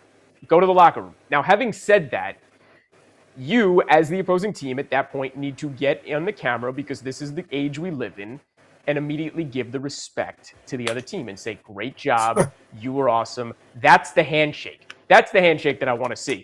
But that didn't happen. So in that respect, disappointed in Wemby that he can't get on camera, and he's terrible at getting on camera anyway and giving any type of real answer to anybody. His teammates, everybody, who's following him, and he's the face of the team, this, that, the other. Glad Mitch Johnson say it. The coach has to say there, hug, dap everybody up. That makes sense. Everybody else, get out of the way, get to the locker room, hang your head in shame. The winning team gets their time in the spotlight. But please, after the fact, get on camera and say, yo, great opponent, great series. That should happen. So I'm disappointed that didn't happen. But I'm okay with the actual leaving of the court and no handshake for the very reason that the spotlight is on the winning team, the Knicks at that point. The thing is, All right. Rick, if I can say something here, if you listen now, again, it is a total lack of respect from the Spurs, at the very least acknowledging their opponent, the NBA champion, New York Knicks. But if you listen to the focus of their post-game comments, they all feel that they were dominant for most of the series. The percentage of minutes that they led for in the series, the boneheaded, inexperienced mistakes that they made, they felt hold on. They feel that those were the reasons as to why they lost, as opposed to the Knicks being the better team. So it's very difficult, and they're all young. They're all young. right? No. So that it's Nope. very difficult Nope. for That's them to where you lose it. process. No, I hear you. Nope. I hear you. Nope. But it's very difficult for them to process. To a man, they don't feel the Knicks were better than them, right? Yo, Dwight, I have almost 5-year-olds. I have almost 5-year-old twins, Yes. okay? They are young. They don't get what it is to care about another human being and everything is revolved around that. You're at 18, 19 to 30 years old. Stop. Get in front of the camera and tell everybody, great job. You're right in how they felt and all of that. But so what? Swallow your pride and just be like, great job, Knicks. That's all you got to say, or whatever it is. And it was a great series. Yeah. But you're right. By the way, the Spurs probably were the better team, and they did give away all the leads. And the list goes on and on. They handled it incorrectly. Correct. I'll agree with that. Yes. All right. So I'm kind of with Dr. X on this one, man. Am I mad at Wemby? I mean, mad's a strong word, right? I didn't like it. And so I'll just take the bait. Yeah, I'm mad at Wemby for this. I'm mad at Wemby for a lot of stuff right now. And like Thursday's show is going to be another zinger. Okay. They all are. You guys know that by now. Subscribe to our YouTube channel. Be on the service on the X-Rated Sports Network. Ton of kick-ass topics that we haven't even gotten to today. We'll spill them over to Thursday. Yes, I'm mad at Wemby for not shaking hands. Should he have talked about Brunson in the post-game presser? I don't know. I have way less of an opinion on that. you gotta like the best players, like pretty much it could be just a fist bump. Like Doc said, it could just be the pat on the chest. I mean, it doesn't have to be the long conversation where you get up into his ear and you're covering your mouth and all that kind of stuff. It doesn't have to be that. Just acknowledge them, man. But this is another example of the San Antonio Spurs not knowing what the heck they're doing on the biggest stage. I mean, it's blunder after blunder after blunder after blunder. My gosh, it's unreal. It's another example of their youth and inexperience. They don't know what to do. I don't know, I'm 20. What the hell am I supposed to do right now? And you got a 27-year-old head coach. He doesn't know what to do either, okay? I mean, he coached that series down his leg. What a horrible job. Anyway, also, Wemby is starting to make a lot of mistakes, guys. The pass at the end of game 2, the missed free throws in game 4, potential game winner that he missed. I believe that was game 4. I'm kind of confused on that. All the dirty plays, trying to injure the other team intentionally. Okay? Like, bro, you're changing things, and it's not good, dude. It's not good. Wemby either needs some anger management classes or needs to spend more times with the monks this offseason than Mitch Johnson or Tim Duncan. Okay? Go hang with the monks, dude. Find your inner zen, bro. Where is it? Like you're the spiritual guy. You're in Central Park painting or drawing or whatever the hell corny ass shit that was. Okay? Like, and then you're out here trying to hurt dudes? Bro, what is that? So I'm mad at Wemby for a lot of stuff right now. See, you guys got me going here, man. And check this out. At the end of the press conference, did you guys see when he stood up and he said, appreciate y'all, see y'all never, and he puts the microphone down and walks off? What the F was that? What the F was that? See y'all never? Like, that's what you say to people that you don't like. Like, see y'all never. Bro, all they Rick, do I got a theory about Wemby. I got a theory as to what went on through these finals. I really do. I think that he was literally I mean, you're an actor now. I think he was trying to bring back Game of Death, and either as a remake or number 2. You might remember this as a Bruce Lee movie from 1978. Kareem Abdul-Jabbar as the villain of that movie fighting Bruce Lee. I think Wemby what the heck? Perfect. There's Kareem Abdul-Jabbar, 7'2", up against Bruce Lee in Game of Death as the villain. That is where, like, what Wemby was doing and his antics in this finals. You got him. This is insane. Forget the handshake. We could be mad at Wemby a lot of things. I was a fan of Wemby. I'm currently not a fan of Wemby. at all. Oh, He's got to win me see? back. Like, not at all. I thought what he did was beyond dirty on way too many occasions, and he was literally out there trying to hurt guys. Actually trying to hurt them, specifically Brunson. It's on tape. It's undeniable. Kareem Abdul-Jabbar was trying to hurt Bruce Lee. In that scene, Victor Wembanyama is trying to bring back Game of Death. That's what's happening here. He's auditioning. He's in Hollywood now. I love it, dude. And by the way, did you tell Jason and Kai about that, or were they that quick on that picture? No, I had to tell him about that one. I knew we were hitting this segment. I said pull that picture. Still, like they got that so quick. That was dope. That was dope. Perfect. Shouts to Jason and Kai. But I mean, back to our story here. What the F, bro? Like, see y'all never. It's such a childish thing to say. It's like, it's immaturity times infinity, dude. Like, you want to be the face of the league and all this kind of stuff. I got news for you, Wemby. I got news for you, bro. Come on in. And by the way, my rant's all about Wemby, and I'm going to get to it in 1 second here. And I'm going to blast off, okay? The media votes on awards, buddy, like MVP. You got all butthurt when you didn't win MVP. Bro, you need to butter up the media like Bam Adebayo does, okay? Bam is getting to the point of overrated, man. He really is. I mean, I should be defensive player. Bro, you block 0.8 shots a game. How in the hell can you be defensive player of the year? Stop it. Okay? 81 points.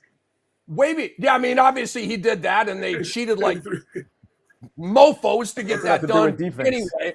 But Wemby with the media, bro, make them love you. It will help you win MVPs, bro. If you turn off the media, some of them are petty. There's a thing called human nature, Wemby. They have it in France, and they have it in the U.S. as well, okay? Human nature means if you diss me, I'm going to dish you back, bro. Okay? So I'll see you all never. Dude, you bleep on the media will bleep on you. All right, so let's get to rant time here. And like I said, I got to scroll down here a little bit. My rant is all about Wemby. Guys, my favorite part about, I think I got a couple other non-Wemby things in here, but my favorite part about the finals is that the Knicks overcame the most one-sided officiating we've ever seen in a playoff series.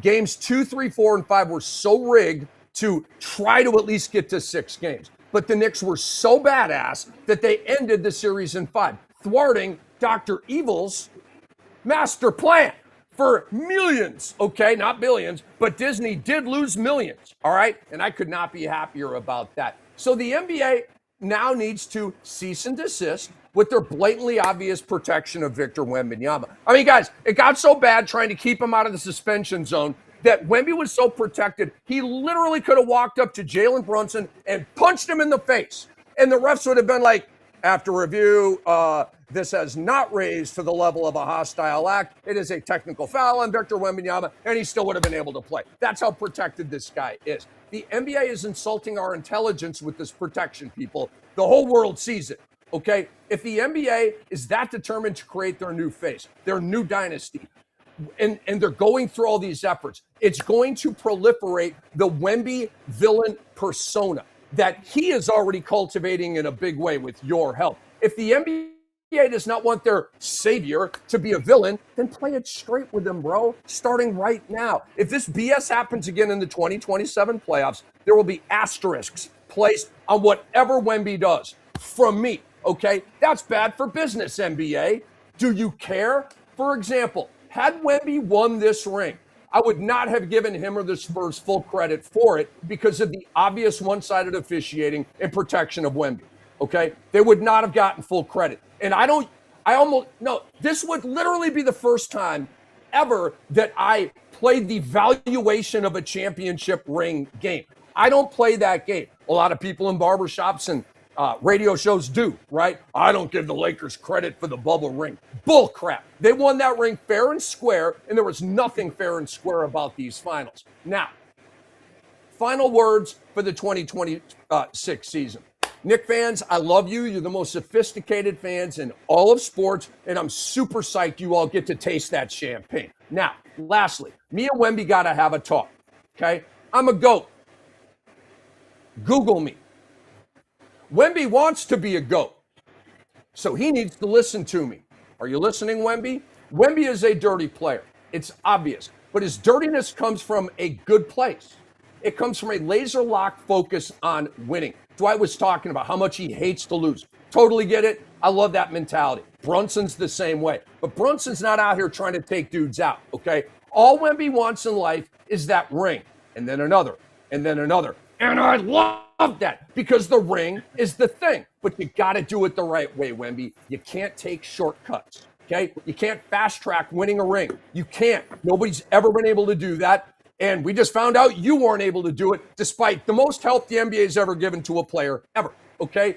You can't try to injure OG Anunoby and Jalen Brunson to improve your chances of winning the ring. You can't do that. You did, but now you're causing all of us to turn on you, bro. You have to do it the hard way. You have to experience hardcore trauma. You have to channel that frustration into improvement and then come back the next year on a mission like the Spurs in 2014. Ask Duncan about that, okay? Wemby is on a GOAT trajectory. He is the most blessed basketball player of all time. He is the greatest weapon of mass destruction in league history, the most serious player since Kobe.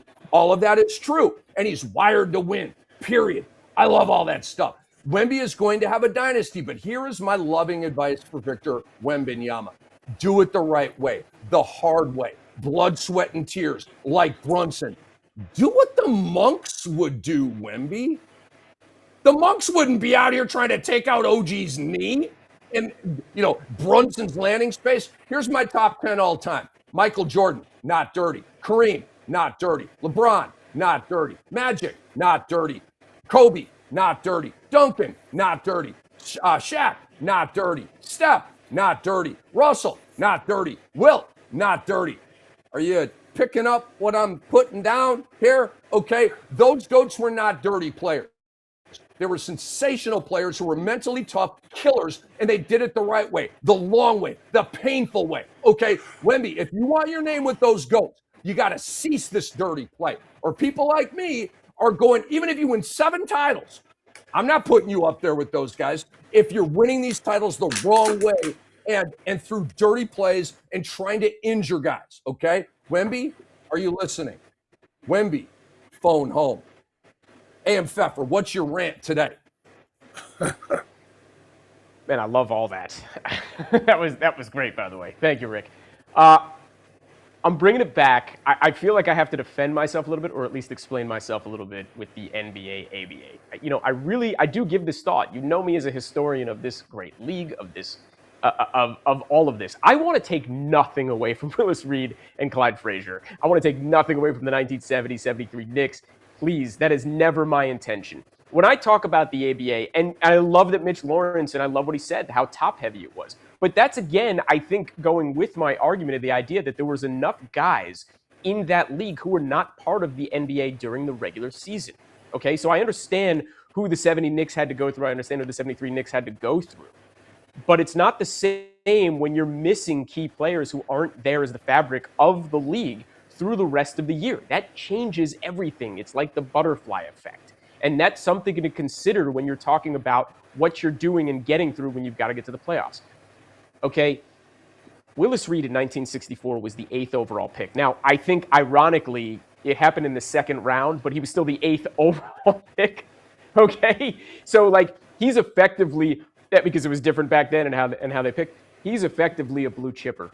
Clyde Frazier was the 5th overall pick in 1967. He's a blue chipper, okay? Jalen Brunson is a second-round pick. I know what I saw. We've heard that adage many times. I know what I saw over this 16-3. I know what Jalen Brunson did. I know what I saw during the regular season and the 8-game losing streak and the way Cat was playing and Mikal Bridges falling off a cliff and all the concern about the bench and the way they started the season. And Jalen Brunson brought them through all of that because he's the captain. And he steadied the ship and he put them on his back when it was time to win on the road. He brought them back time and time and time again in the fourth quarter, down every single one of those wins in the fourth quarter, not by a little, but by a lot. in every single one of those games. He was instrumental in bringing back in it down 29 points. In the greatest comeback in the history of NBA playoff basketball, let alone the finals. Jalen Brunson is number one in my book. You can't convince me otherwise. He's the best Knick ever. And I understand he's only got one chip. I understand it's one MVP, one finals MVP. But if you're going to tell me that he's the best guard right now, and he's one of the best players, he's the best Knick ever. I love Jalen Brunson that much that I'm willing to stake my claim. And I appreciate you letting me explain all of that because I felt it necessary. It's not taking anything away from 70 and 73. Beautiful times. Forever, man. Willis Reed. Forever, Clyde Frazier. Forever, Bill Bradley. I mean, whoever you want to say about the New York Knicks. It's all love. Don't forget DeBusschere, right? Rick DeBusschere. Like it's all love for the New York Knicks. It's not taking away any of that. But Jalen Brunson, man, I know what I just saw, and what I just saw was like nothing I've ever seen watching this league. There you go. Love it, AM. Well done, man. Well done. Emphatic, passionate, intense. I'm into it. By the way, James Dolan's orange jacket was fly as hell. We got to give him 100%. Credit. Yes. That jacket was fly as hell. Dwight Walton, big fella, rant away and bring us home, man. No, I just basically want to continue what AM just said. And listen, Mitch Lawrence has been a terrific guest for us all season long. I believe he's been on 3 or 4 times. And I don't want to disrespect him in any way, but I'm as old as he is. And I have a difficult time I love that, Dwight. Comparing that era to what we're seeing now. With all due respect to those great players, they weren't as good as they are now. And there was less teams. I don't know how great the other teams were. For him to compare the teams that the Knicks went through back then to what these teams are going through now, I know it's all relative. I know it's all relative, but I just don't think it's a fair comparison. Today's NBA is in a great place. Whether we think the Eastern Conference is weaker than the West or the Western Conference is weaker than the East, we had 19 teams finish above 500. Yes, when it came to the Knicks and their in the Eastern Conference playoffs, I'm going to chalk it up to the Knicks just being that good and that dominant, as opposed to saying the conference was very weak. The offseason has officially begun. Teams now in the NBA can negotiate with their own free agents. There's going to be trades happening within the next 2 weeks. The draft is next Tuesday night. This is a very exciting time. These debates are great for shows like ours, for the national media, for barbershops and fans across the world. I get all of that, but we need to acknowledge that this is the best the NBA has ever been. And our responses, our opinions may be prisoner of the moment, but I am definitely old enough to understand the difference, the levels of the league as compared to back in my day and how it is today. I played in that era. I was very close to making the NBA. I didn't make it. I know how good I was. I know how good my era was, but I also know I'm around the game enough to see that this era is second to none. These guys are athletic. They're highly skilled. Most of the players nowadays, with a few exceptions, are able to dribble, pass, and shoot. That wasn't the case even just 20 years ago. The NBA has changed that much. Everything has changed. Yes, the rules may favor offensive talent, and I get that. But us old folks need to get off of our high horses and acknowledge how great these guys are. Yes, live in the past, believe in our heroes from the past, but don't crap on these guys just to make yourself feel better at night so you can keep your heroes from the past. It has changed. Jalen Brunson has changed a lot of people's minds. The New York Knicks have changed a lot of people's minds. Let us old school people, please, let's acknowledge these guys. Don't crap on these guys to make ourselves feel better. That's not becoming. It's unbecoming. Don't be childish. Don't be immature. Be the adults in the room and acknowledge how great these players are today. We just saw a great final. We saw a team full of young players buck the trend, buck the narrative, skip steps, didn't make the playoffs since 2019, got to the finals in the alleged stronger conference. They just went up against a more experienced team that was better in executing down the final 2 minutes of games. And they had, according to statistics, the absolute best closer in the game. That includes Michael Jordan. That includes Dirk Nowitzki. That includes Kobe Bryant. That includes LeBron James. Jalen Brunson, all of 6 feet tall, doesn't metric you out of the world, doesn't jump, not quick, but he's strong, he's intelligent, his footwork is elite, and he can score at all 3 levels. Let's give him his flowers. Give him the flowers that he deserves. He's the best guard currently in the NBA until somebody takes it away from him. If you want to call him the best player in the world, so be it. He deserves all the flowers. He is a small man that led a team to an NBA championship. Whether you believe in that narrative as well, he got it done on the biggest stage in the social media era where everybody has an opinion. I just want to say thank you to this era. We want to recognize the past, but the reality is these guys are bigger, better, more athletic. It's a fantastic brand of basketball, and it's only going to get better from here, ladies and gentlemen. So please sit back, relax, and enjoy it. Buckle up, and I'll see you never. Oh, Wemby. Oh, Wemby. We continue these spicy debates on Thursday. We've got Jason Terry hanging out with us. That's right, the Jet. Remember after he'd hit a jumper, he'd do the Jet thing? And him and Dirk won the chip in 2011.